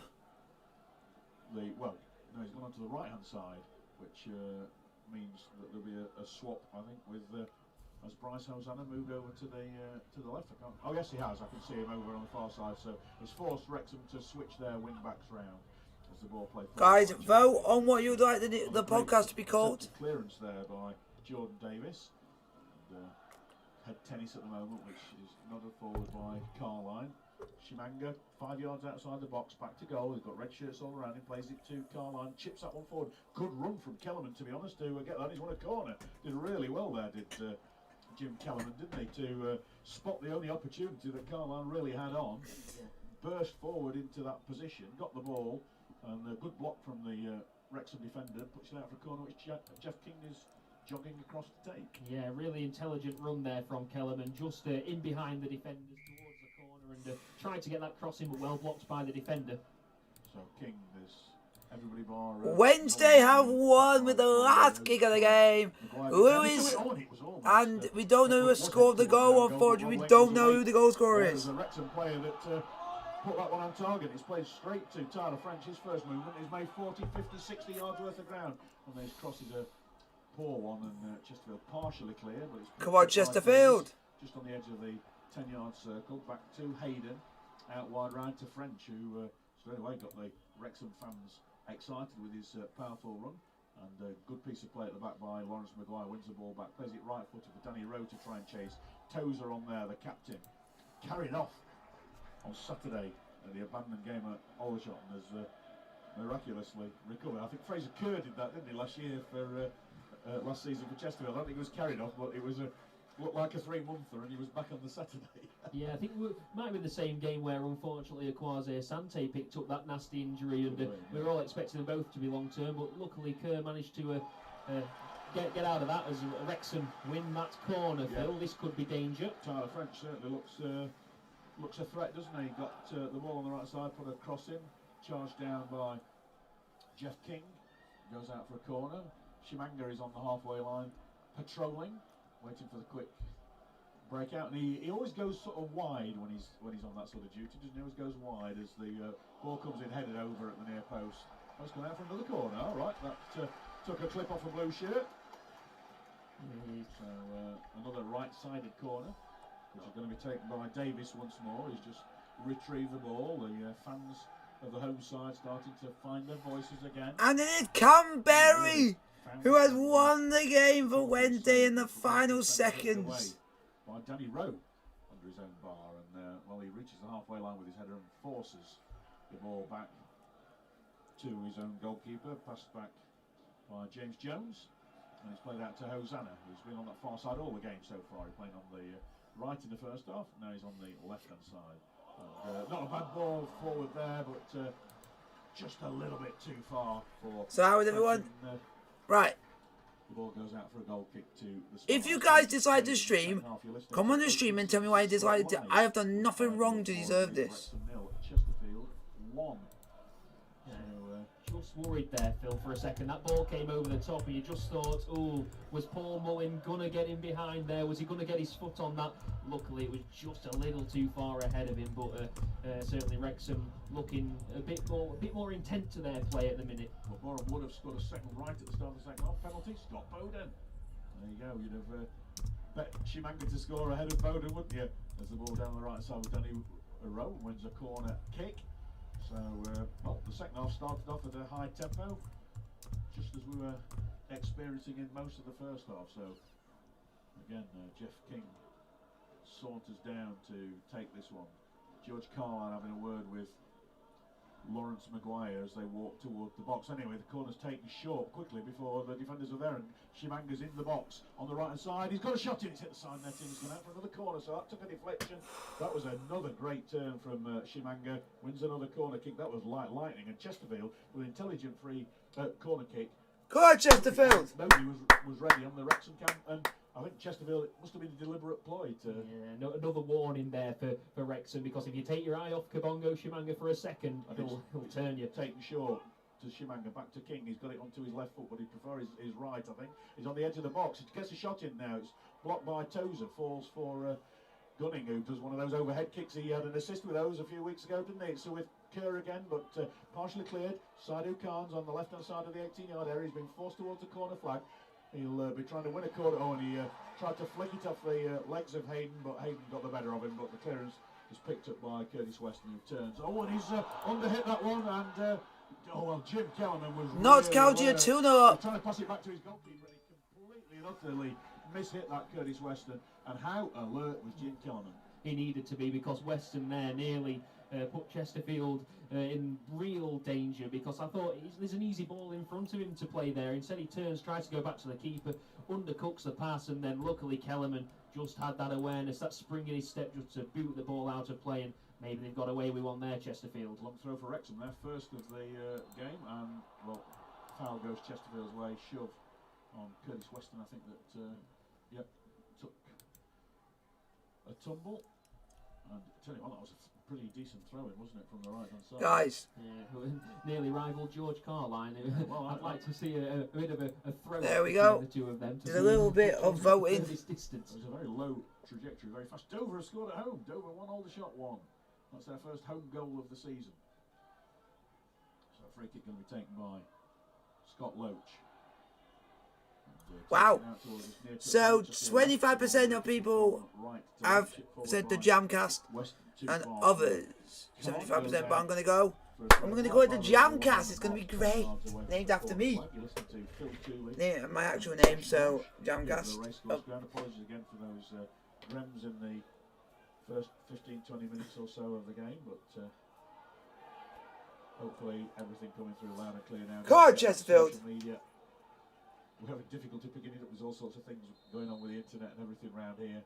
That you know, laptops and phones, iPads that we've got here. We've got all sorts of technology. None of it wanted to play ball tonight. And free kick going Chesterfield's way again. Little shove in there from Paul Mullin. He looks forlorn at the referee, wondering what that was for. To be fair, if I'd have been referee, I don't think I'd have given Chesterfield a free kick at that moment either. No, he's cutting a frustrated figure at the minute, Mullin. He's not had much joy in this game at all, and yeah, more Chesterfield can keep him quiet. That certainly bodes well. Maguire certainly doing a good job. How has Chesterfield been in the second half? Not bad. We just started. Orders out, as we know he does as well. Yeah, keeping Mullin quiet so far. And of course, one thing as the free kick goes straight into touch from Scott Loach. One thing Wrexham have done pretty well as well is they've not given any free kicks away in Danny Rowe territory, have they? As James Rowe, Anorak on, hands in pockets, hood up. Well, he'll be delighted if there's nothing to report in the final 40 minutes or so of this game. But yeah, we've got to assume there's going to be 90 plus 5 or something like that, haven't we? And play to the end. Side who can't pick it up. Oh, a lovely little turn from the former Dagenham and Redbridge man. And receives it back from Curtis Weston. Really is the fulcrum of so many things. It's played in towards Shimanga by Carline. And well, Carline's on the left now, isn't it? Chesterfield has changed, you know. They've changed to 3 at the back, haven't they? Carline is playing left midfield, and King is playing right midfield. So left wing back, it's a 3-5-2 again now from, or it might be 3-4-3 actually. So we'll see where Carn is, because it's just been so fast. People have been all over the place. But Carline is playing left wing back, and has King gone to right back? Yeah, King's over on the right hand side now. King's playing right back. Yeah, he is. Yeah. So yeah, that's a change that we've not really picked up on until now. As Fraser Kerr gets headed to it, finds Lawrence Maguire, but at full stretch he can't keep that in. And Danny Rowe tries and gets back to keep it in, but Come on, Chesterfield. So it's out for a throw in on the far side, on the halfway line. As Grimsby 3-0 up at Altrincham now. Parga, Taylor and Clifton with their goals cementing their place. They're going to be top of the table at quarter to 10, aren't they? Shimanga just on the corner of the 18-yard area, forced to lay it back to King. Now Kellerman, sort of white boots, white with a bit of yellow on boots, plays it back to Gunning, who's on a bit of a run, and well, he tries a shot from 45 yards. He didn't have the strength or the direction to worry Rob Layton, and it's a goal kick to Wrexham. So, speculative effort, that one, Phil. If he'd have caught it right, it would have been a crackerjack, but he didn't. No. The ball cleared by Wrexham, Hayden, but it's a header won by Chesterfield. They've won so many of those headers, and it's played by Danny Rowe towards Carn, but Hayden gets there, and he plays it back to Langton. Wrexham fans, you might hear, getting a little bit frustrated as Rowe again just gets a tiny little touch for it, but just couldn't quite find Carn, but it's back with Langton once more. So the pressing working a lot better than it has been doing. Notts County 2-0 up at Halifax. Now, I noticed at the weekend that Taylor was sub and Mitchell started on Saturday. There's the ball around the halfway line at the moment with Jones to the far side, and he clicks it off the heel. Come on, Chesterfield. Weston goes out for a throw-in to the hosts. Trail to Chesterfield. An early goal from Fraser Kerr. And Chesterfield trying to clear the lines at the moment. And oh, nice little back flick. And comes to Davis. He's on the byline on the left-hand side. When he's put behind the goal line by Gavin Gunning. Miscued it with his right foot, but it got rid of the immediate danger. Another corner. There's been 6 corners in this second half already, 3 each.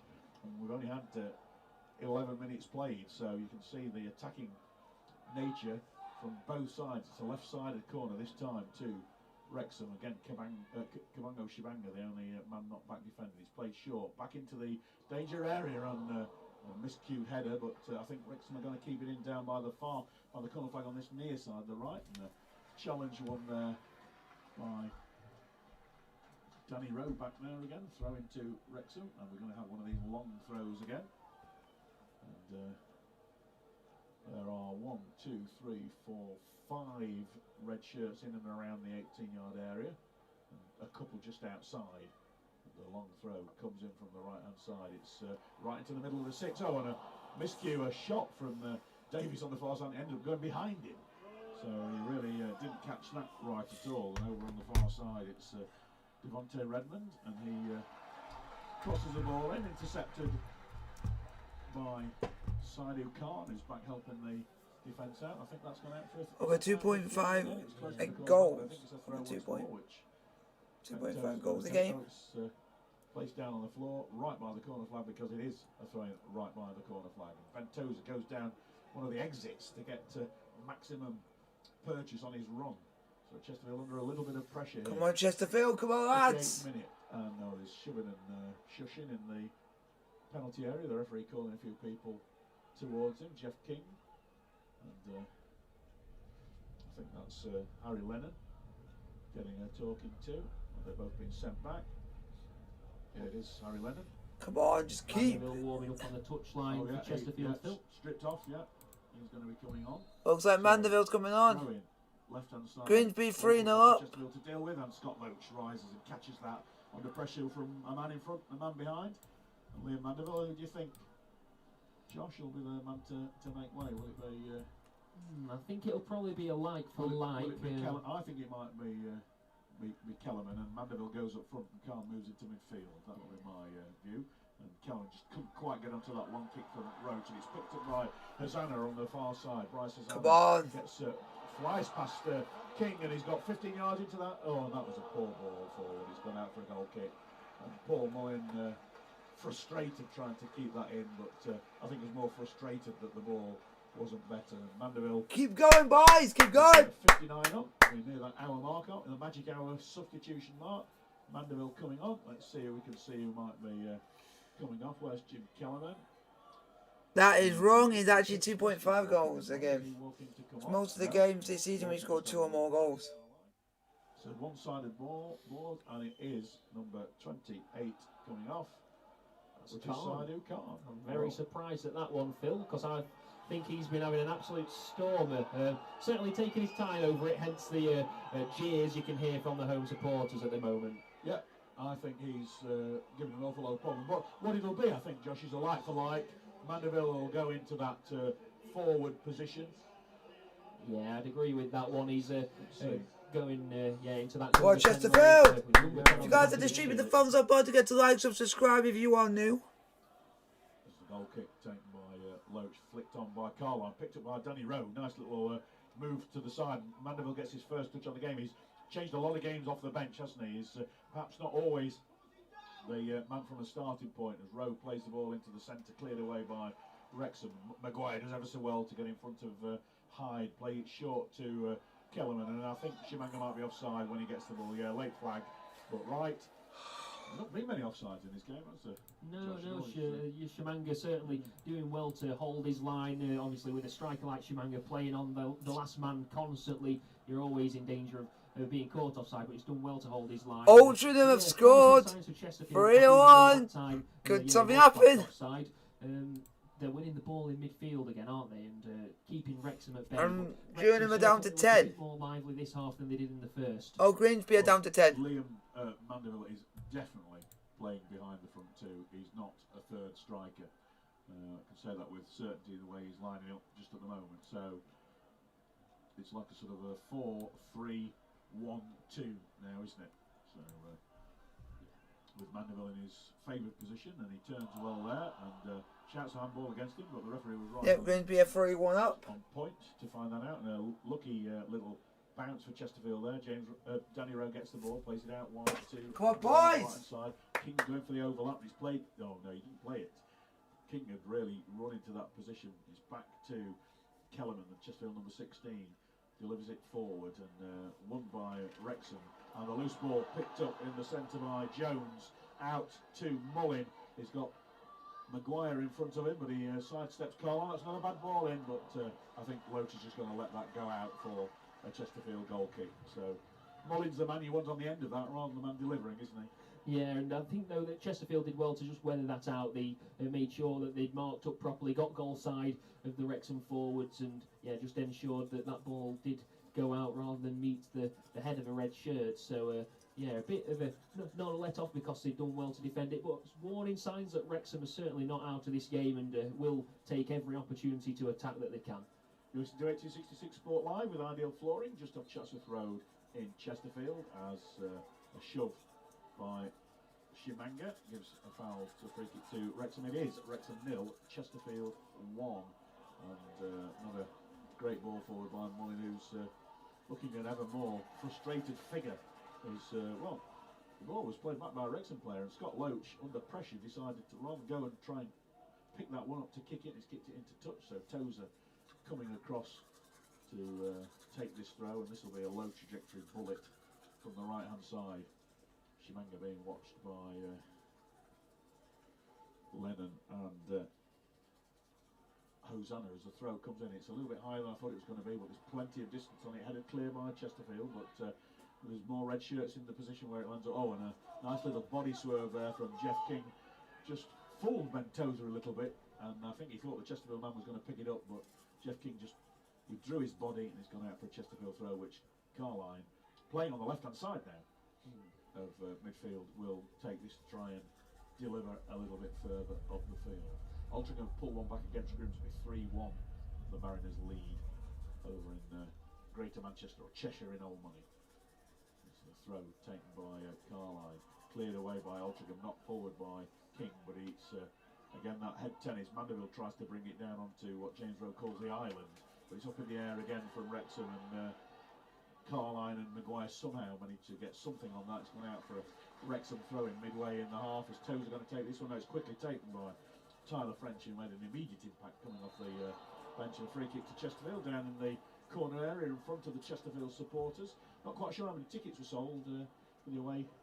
And we can't see them here, but they've been noisy. But I think there'll be a minimum of 400 here, I think, tonight. Yeah, certainly in good voice over there, the Chesterfield fans. I mean, it's one of those grounds where the home supporters are really quite close to the away supporters in terms of where the singing sections are. So there's been a lot of toing and froing in that area of the ground. But yeah, just back on the pitch a moment, and Maguire there did really well, I thought, to win that free kick.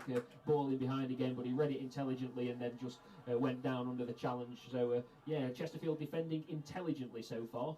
Mandeville nods it down to Carline, through towards Shimanga, but he couldn't quite thread it through enough. And Ben Tozer, when the ball had gone out for a goal kick, just kicked it to get it to bounce back over the back off the advertising hoarding, but only succeeded in hitting a ball boy who deflected it over. So trying to speed things up, he actually slowed it down. If you're Rob Layton there, you're going to be very annoyed. You're trying to get on with it. Your team's 1-0 down. You just want to get the ball back. Great challenge from Mandeville to nick the ball off Hayden as he was trying to burst forward at the cost of a throw-in, but it slowed Wrexham right down, and the ball played up again from the throw-in by Wrexham, and this time Curtis Weston gets onto it, and Chesterfield's midfield is just absolutely out-battling. No Luke Young injured at Aldershot on Saturday, and he is their key man in midfield, no question about it. And they are clearly missing him. But there's still 25 minutes of this match remaining. The Sparrites lead thanks to that goal after just 6 minutes, scored by Fraser Kerr after a Jeff King free kick delivered deep from the right hand side. And as he has done so many times this season, Lawrence Maguire knocking it back with his head into the danger area. And Kerr was one of 3 players who were all looking as though they could have pounced on it, weren't they? And he was the man that got the touch as the ball delivered forwards by Scott Loach high into the Welsh night sky, headed away by Hayden out for a Chesterfield throw. And a very slow ball boy there. Let's James Rowe just come and get that, and he deliberately over kicks it way beyond where the throw-in was.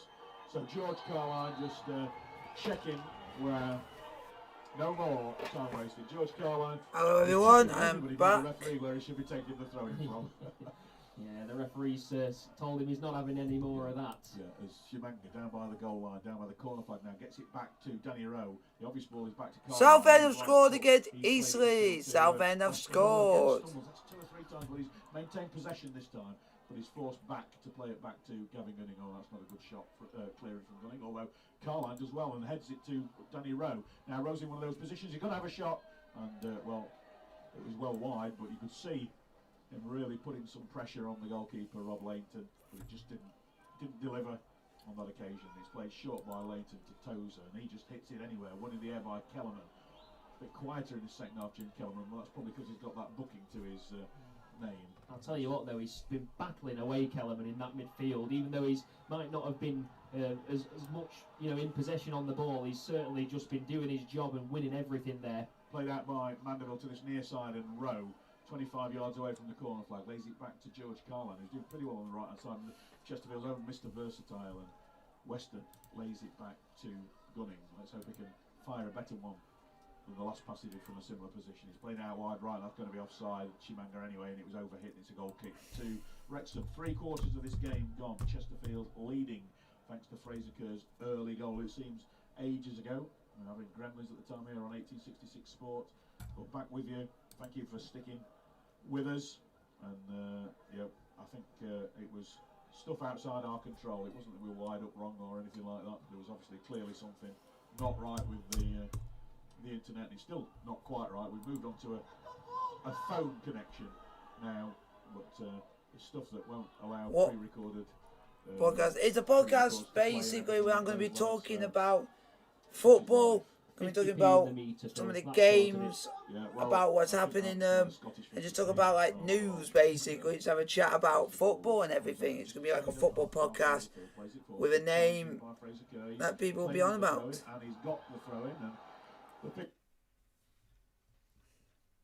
substitution here for the hosts. Coming on is Liam McAlinden. So he's coming on. It's now 2-1 to Aldershot Town. So Devontae Redmond coming on, going off rather, and Liam McAlinden. Wasn't he a guy that Chesterfield tried to sign a couple of years ago, I believe, or there were rumours of him potentially coming to Chesterfield, but didn't materialise in the end? Yep, McAlinden is. Oh right. I think we've got that announcement in Welsh. Now, I didn't notice any of the other ones in Welsh, to be fair. Something for Chesterfield. Oh. Right, we've got the attendance. Huge. 9,000 here at the racecourse, Phil. That's, for the National League, that's an astonishing attendance. It is. And I didn't quite hear the Chesterfield attendance there. Did you catch that? Sorry, I was probably rabbiting over it, Phil. I apologise. What podcast are you doing? I'm doing one where you talk about football, you have a chat, and basically I'll be doing it like live. So it'll be a live podcast. We're chatting. King's gone again. He's played out to Danny Rowe on the right hand side. Sliding challenge in from Harry Lennon. Danny, this is on radio. I'm listening to audio commentary of their game, not live, because you have to pay for it. Which I think is better just doing audio because it's better. And we're going to chat about football, chat about news, everything. As well. Oh, oh, oh, there's something happened, there's something happened, there's something happened. Oh, it's incredible, 15 minutes to go. Come on, come on, Altrincham. 2 more goals, and Chesterfield go top of the league. I never thought I'd be saying this, but come on, Altrincham. Left-hand side, still mulling now. He's got 3 blue shirts in front of him, but he's played it forward. Oh, what podcast you doing? They're from George Carline, who stayed on the far right-hand side. I've already said a lot what I'm doing. It's going to be a football podcast. You're going to be chatting about some of the games, like international games as well. We're going to be talking about some certain players, having a chat, and it's all going to be great. It's going to be absolutely good. It's going to be a good podcast, but the difference is this podcast is going to be different from other ones. It's not going to be a video type podcast. It's going to be a live podcast so that people can have a say and we can just chat. It's going to be good. We're going to be just be chatting about anything. Just going to be chatting about the first 2 months of the football season, chatting about fixtures, what we thought of the games and stuff like that. And it's going to be great. It's going to be absolutely fantastic. Southend really not taken to life very well. Come on, Altrincham! Martin was scored 2 more goals and you've said just for top of the league. Getting nothing back in return, I think, the other day, wasn't he? He was given stick. From the video footage I've seen, he was certainly not a very popular man amongst the Southend fans at all. And Chesterfield obviously going to Roots Hall at the weekend as well. So. Chesterfield didn't take advantage of their set play there, but they've got a throw in just inside the Wrexham half, lead by a goal to 0. Fraser Kerr scored his first season. George Carline looks absolutely cream-crackered, doesn't he, at the moment in front of us. He's playing the. I can't do it quickly because I'm. Come on, boys! Keep your head together. Let's go and get the win. The Wrexham fans, we've got supporters sitting literally the row behind us, so you'll be able to hear them. As King moves forward, drops it for Danny Rowe, holds off well, plays it back to Kellerman on the edge of the 10-yard circle. He needs to find a blue shirt because he's got red shirts breathing down his nostrils, cleared forward by... Come on, boys! It's Chesterfield 1, Wrexham 0. We could have... Some miracle could be happening. Because it's 3-2 between Grimsby and Altrincham. If 2 more goals for Altrincham go in, Chesterfield go top of the league. And Grimsby are down to 10 as well, so something could be happening that I'm excited about. Picks it up, back to Kellerman. He spots Carline still in space. Carline towards Shimanga, edge of the box, back to goal. Halifax Town have just scored. Halifax Town 2-1. 30 yards out, gets a shot in. Oh, and it was plenty of fierceness on it, but it's just a foot above Rob Layton's. Nearly 2-0 Chesterfield. There. Nearly 2-0 Chesterfield. In a good position, he put one wide from a wide position, a hopeful wide position, didn't he? But that'll keep Rob Layton on his toes, that's for sure. Nearly one back again in midfield there by Weston. Just didn't quite drop right for Chesterfield. Well, the midfield have been absolutely fantastic for Chesterfield today, haven't they? And this revamped formation that's been changed on the hoof by James Rowe as the game's changed and developed as well. So you've got to say that so far, with time ticking away, that Chesterfield, from a tactical point of view, have done pretty well against the Wrexham side that, to be fair, have lost 2 out of the last 3 games. They were winning at Aldershot when it was abandoned at the weekend, and now Tyler French has been sent back for this throw-in. So, played into James Jones, and he just puts it straight into touch for a Chesterfield throw, which George Carline is going to throw this into the centre. The answer is no, because you look at this is what 15, 18 yards inside the Wrexham half. There's 1, 2, 3, 4, 5, 6 blue shirts behind Carline, and it wasn't a great throw, and he's fouled by Jones. Come on, Chesterfield! 40 yards out, slightly well left of centre. I suppose if you continue the line-up from the 18-yard area, it'd be about there. Mandeville is the man that's showing the most. Just keep going. We just need to keep pressing. Keep going. We are 1-0 up against the very tough Wrexham side. And I don't want to say anything just in case they score.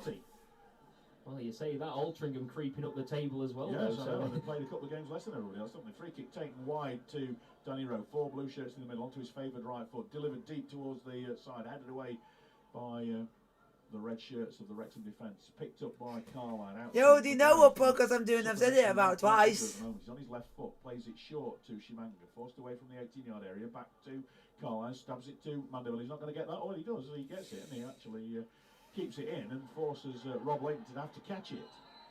And free kick against Fraser Kerr, and he's got a booking as well. Silly booking to pick up that from Kerr. He's just kind of running across the goalkeeper when he's trying to take his kick and obstructing him. And this is not the kind of booking you want tense. to be picking up, and now Kerr's got to tread carefully. Bromley are especially 3-0 after that up dangerous against Weymouth. Group at the back when a Rob Layton kick that could have to Mulling could have caused a little bit of danger, but it was quite as bad as a Callum Burton moment against. Anyway, Chesterfield won it back, and Shimanga's played it to Danny Rowe, and he's got behind the back line. Good. He's on the left side of the 18-yard area. Can he get it onto his favourite foot? Shimanga's coming in the middle. He's on his Good. right foot by the edge of the 6. There's plenty of red shirts back now. It's now King inside the 18-yard area. Gets to the byline, turns, but away from goal to Mandeville now. And Mandeville delivers it out to Carline on the right-hand side. Carline wins the header. It's come to Shimanga. 10 yards, or 12 yards away, gets onto his left foot. And on top, saved by Rob Layton. That's a good rising shot from the Chesterfield 9-goal scorer who had that penalty saved by Layton earlier on in the first half. And quick clearance from Wrexham, but headed back forward by Chesterfield. It's still in the Wrexham half though, and out on the far side with. Come on! Oh, this is so tense. Well read by Weston there. There were two red shirts who looked favourites, two favourites to get that ball. But Weston got there first, and it's now with Kellerman just 10 yards inside where he turns and tries to find Shimanga, but that was chipped a little bit high, and it's gone out for a throw to the visitors. Liam Mandeville, the only substitute on at the moment for Chesterfield. Miller, Grimes, Payne and Whittle all there as Wrexham. Come on, just keep pressing. We need to get a second. Really come to life, won't they, Josh Marsh? Yeah, it's certainly a very vocal crowd in here at the racecourse, and Wrexham still definitely not out of this game. And these set pieces, these long throw-ins, one about to come in now, I think, from the captain Tozer. They do look a threat, and this one's gone short though. Yeah, it's taken it short, but Tozer receives it back. He's got the opportunity to cross it in with his foot, charge down, corner kick. And we had those first 6 corners of the second half in the first 11 minutes of the second half, and this is the first one since then. So the 4th corner of the second half to Wrexham, 3 to Chesterfield, but it's 21 minutes since the last one. So it's going to be a left. Yeah, we need a goal. It's 1-0. 1-0, you're still vulnerable. Away at the back by Danny Rowe. He's actually becoming a pretty good defender, isn't he, at these? He's not quite Tom Denton-esque yet, but the ball really won well there by King, and he's bursting down this near side. Well done. Chesterfield left. Come on. Shimanga back heel to King, but there's plenty of defenders back. One of them is James Jones, who's made quite a few mistakes during the course of this afternoon, but he made no mistake with that tackle. And there's going to be another substitution. That looks like Dior Angus to me for the hosts. That'll be their 3rd and final substitution. Tyler French on at half time for Jamie Record. They brought Liam McAlinden on for Devontae Redmond, and Angus is coming on for Mansfield lost by 2-1 in the final seconds Defender for a against Sheffield Wednesday. Wrexham going for it. Chesterfield might have some defending to do yet in this game. Yeah. So centre half or centre forward. Oh, this is so tense. Stephen Payne is coming on as well for Chesterfield. Stephen Payne's coming on, but who for? Who's coming on for? That's the main thing. Coming on for, we're not sure. We're going to take the throw in first, so we'll have to wait a little bit to find out. 11 minutes of normal time remaining. Sparrites a goal to the good. Fraser Kerr, the scorer. Mandeville does well, plays it back to Carline. He tries to slip it beyond French, but can't. The ball comes back off. 549 away supporters travelled the 4th official rather to an away game at Wrexham. Well done. Nearly 550 supporters travelled to Wrexham. That is a good support. Coming off. So straight swap really. Stephen Payne is coming on, and Danny Rowe is going off. To try and get that ball to stick a little bit more in Wrexham's final third and keep the ball up the right end of the pitch, I think. Well, the late substitution's been the opposite way around for a time or two, hasn't it? It's been Oh on man, I've never Payne felt so off as the ball nervy. back with Rob Lainton, because that Chesterfield pressing has been I've never felt so I wouldn't nervy. say immaculate throughout, but it's been pretty good throughout. It's the ball played forward by Davis, and Wrexham getting a little bit of a tizzy themselves, but maintain possession, played in field. Oh, and Jim Kellerman just stretches to try and get that ball, but he couldn't quite. And it's an opportunity now for Wrexham to try and get it. Oh, but the ball's given away, and Chesterfield couldn't control it with Curtis Weston. His anticipation's been Come terrific, on. but his stickability hasn't quite been as good as he would want to be, and that's a poor cross from Wrexham. Deep, Yeah, I deep do agree on the crossing Tuesday that night to for have Wrexham. 550, nearly 550 supporters travel Yeah, on a they'll take them all. They won't Tuesday all crosses like Tuesday that. I mean, night. It's it good looked for a going. minute there that Wrexham had But piled it's some like bodies even forward when and got Premier some League do red midweek, shirts you into see the like box. Chelsea, they But will the cross sell, they wasn't will get there about 2 or for 3 anyone to get thousand onto the going. end of, and Carlisle But for would be a grateful non-league, to have like this national showing league, that's to not launch down bad. the line. Bromley 3, Weymouth 0. Shimanga on the halfway line. He's got 2 red shirts around him, but he's still managing to keep the ball. But eventually, weight of numbers gets it for the Reds, but Shimanga gets a touch. Halifax Town have equalised against Notts County. Mandeville can't quite get enough of that on to play it forward to Payne, but it is knocked back by Wrexham. 9 minutes of normal time remaining. Shimanga making a real nuisance of himself there, as we know he can do. As Payne is as well, in forcing Wrexham to play keep ball at the back. But they've got space on the left-hand side now. Kellerman goes across to see if he can do something with McAlindon, the ball forward. A great take from Scott Loach at the feet of the fresh Dior Angus. Have you checked the FA Cup qualifying score? Actually, have a look. Goalkeepers sliding out on wet pitches. Hey. Well, we saw it in the first half, didn't we, with Blainton giving the penalty away. We know what happens when you mistime those. But Chesterfield's anticipation with those balls in behind today has just been spot on. From minute one, really, they've just cut out any danger at the source and stopped anything getting through. Well, Payne heads the long kick out into touch, and it's gone out for another Wrexham throw-in on the far side. Taken short over on the far side to Hayden, who's moving. Who's going to have a look, folks? He's dropped a little bit back after all the changes, but he's had a good run there. Oh, and miscue by McAlindon, but he manages to squeeze it out to the left-hand side, and well, it's an opportunity for Hosanna to get the ball into the danger area, and a good block from Jeff King, gone out for a throw to Wrexham over on the far side. Tozer sprinting to get his long throw. Some of these places, I'm just going to butcher them very badly. Jersey 1, Jersey Bulls 0. With Altrincham getting something against Grimsby, 2-3 that is now after Atherton 0, Marine 0. It's an equaliser for the Red Dragons.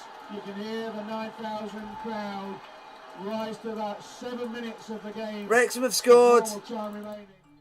Wrexham have drawn level. It was a long throw. Wrexham have equalised, folks. Wrexham have equalised. In the middle of the 6-yard area, Wrexham head home. It's that man, Phil. We've been talking about him all evening. It's Paul Mullin who's got in there with the header. I've just been looking down at the Chesterfield bench there. James Rowe is absolutely furious with that, and I don't blame him. That was a route one throw straight into the box, and nobody tracked the runner at all. He got up above the defenders and just had a free header at goal. After the way Chesterfield have defended in this game, again, we're saying that they've dropped a lead, and it's a real disappointment. Rowe scratches his head thinking, what on earth have I got to do to get this team to keep the ball out? Because it's just inexplicable how they've let that one in. And it's really woken the crowd up, hasn't it? But Chesterfield win the ball back, and down the right hand side, Kellerman plays it through to Shimanga. Can he get there in front? Good. Of the Wrexham defender? He can. He's a lot of work to do. He's on his left foot, plays it to Payne. Shot takes a deflection. Oh, but, Rob Lainton just Aylesbury United 0, Esri 1, Basford 0, Banbury 1, Bath 5, Froome 0, Bedfront Sports 3, Showing 3, Boston United 4, East Thurrock 0, Bauer and Pitsea 2, Hornchurch 2, Bromsgrove 1, Welwyn Garden 0, Chelmsford 1, Enfield Town 0, Chippenham 0, Hastings Chesterfield 1. only been behind for 6 minutes in the entire season. Yeah, but it's the times they City of Liverpool 1, Buxton late on in games, 6. and they don't give themselves much chance then in terms of time to get back in front or get back level. Chester down well by Corinthian Casuals 1, Finger and Finchley 1, Cushion Ashton 4. Playing on the left hand side.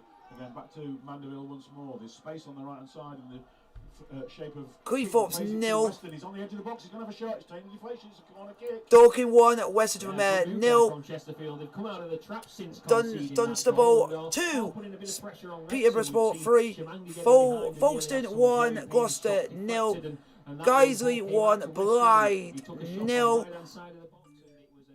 Hampton and Richmond 3, Winborough 1, Harrow 2, Marlow 1, Having Waterlooville 3. Right, gets the header onto that as well, but it comes back to Carline, takes a tumble in the box. It's not forward by Carline, hacked away by Toes. There's a Chesterfield man down in the Wrexham box. I'm just looking at where the ball is because the referee's not stopped the play, and well, I think that's an it. offside flag over against Chesterfield, and it's Carline down, isn't it?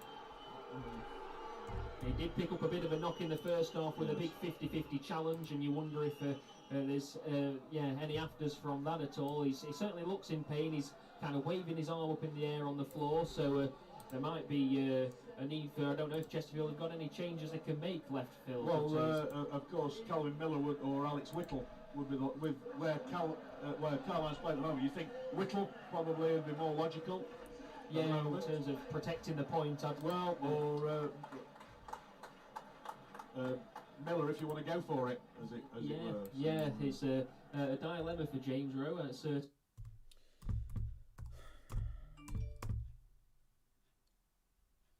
Make him go down, Josh, did you? Because the ball had been cleared and just noticed from the corner of the eye that somebody was down.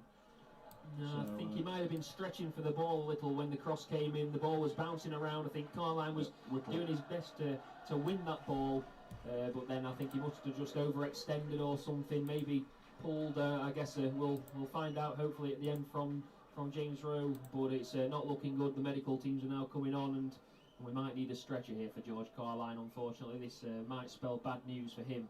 Well, it's definitely going to be Alex Whittle that's going to come on for these last few moments, and this will add to the injury time and that. Come on, Chesterfield. We got strikers who can go and win us a game, but he's had hardly any service. Quick run down on the latest scores in the National League while we wait for George Carline to be dealt with. Altrincham 2, Grimsby 3, Bournemouth 2, Torquay 0. That puts Bournemouth into second place in the live table. Bromley 3, Weymouth 0, Dover 1, Aldershot 2, Halifax 2, Notts 2, Kings Lynn 1, Barnet 1, Southend 1, Eastleigh 0, Wilston 0, Solihull 0, Woking 1, Dagenham 0, which has pushed Dagenham down to 4th spot.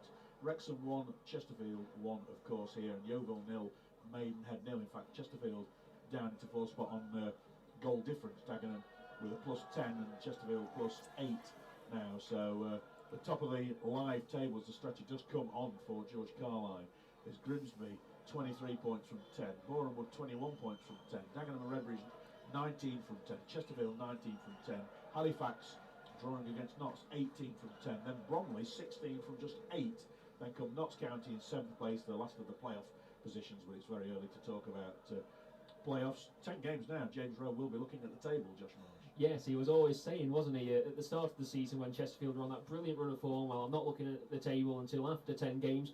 We're at that 10-game mark now, and I think a lot of Chesterfield fans would say, you know, that's where we'd want to be. We're in and amongst it. You know, not right at the top anymore as they were a couple of weeks ago, but certainly not far off. And I think, on balance, even though we'll be disappointed when all the dust is settled at the manner of that Paul Mullin goal from the throw-in, I think you took a point, I think, at the start of today, coming away to a hostile ground like Wrexham. Well, I'll just show you something. So if we can get it with our dodgy connections and everything that we've got here, if I can find my little messenger. I had a message earlier on from Andrew Cairns Howarth. He said, hope you have a safe journey to Wales and hope you come back safely with 3 points. I'd take 1. And he's sort of saying he lives next door to my sister. And I think it'll be a close game, 1-1. Look, see, it's in writing there, look, Josh. Yeah, and, yeah, I've got a bit of a message here as well from ASJD, who says it sounds like Kellerman's having a stormer, and I'd agree with that, Phil, because I think Kellerman, it's always... Come on, boys! Task, you know, There's still time! Still still time to get a winner.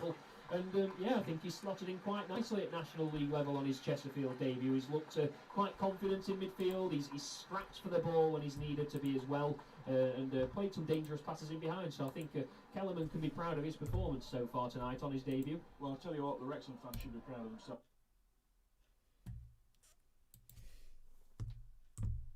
The way we applauded George Carline off there, because I think they thought he was feigning it, didn't they? So Whittle's come on for Carline. We need to see what the fourth official's going to hold up for his board. 6 minutes. 6 minutes of idle time at the end of the game. 6 minutes. Not taken by 6 minutes. By Wrexham. It was, I think, not sure it was Tyler. It wasn't Tyler Frontier. I can't quite. Oh, it's Brian Hosanna, isn't it? I keep on forgetting he's on because he's not played down our half at all. He played on the right hand side in the first half, and the left hand side in the second half. It's a lively character though, Hosanna, and he nearly did get in behind, just didn't get his touch right that time, and Chesterfield get away with a goal kick. But was it someone saying we never get short periods of added time, and yeah, they've dolloped another 6 onto this one for Chesterfield to either see out What's your foul, either or two, and not another goal conceded for Chesterfield. Well, Bourne would have beaten Torquay, that's a full time now, 2-0, and there's a booking for Stephen Payne. He is now suspended, and he was just pushing the ball back into a position for take absolutely bonkers to get involved with that. Stephen Payne, that's his 5th booking of the season. He's out at Southend next week. There's Fraser Curd as well to get in front, but we've got a long throw opportunity again. Toes are sprinting up to take this. Same position as where the goal was scored as well from a throw in the same place, really. Just about identical. And you can hear the Wrexham fans on their feet around the racecourse ground as the throw comes in. It's not quite as far this time, and bobbing around in the box. It's going to be put on. Hit the bar. Oh my God! It's Neil Angus that hit the bar, I think, was, and it's still not cleared. And, Wrexham have just hit the bar. Over Chesterfield, free kick to Chesterfield. But my Wrexham have just hit the bar, folks. Oh my God, we are so close to losing that game as well. That was Chesterfield. If I was James Rowe, I'll be pulling my hair out. It just seems to be injury time. The pressure, the home support right on the backs, and the ball bouncing and bobbling around in that penalty area. The ball drops to Hayden. No Chesterfield player putting a challenge in. And luckily this time, the ball rebounds off the bar, but real heart-in-mouth moments here for Chesterfield. Grimsby won it 3-2 at Alton, they were 3-0 up. And other full times, Dover 1, Aldershot 2, Wilston 0, Solihull 0. We've still got 3 minutes at least of stoppage time here for Chesterfield to A, hold on, B, get something more than a point. As they've all played forward. I don't know if we'll have another opportunity in the game. We'll have to wait and see how it plans out.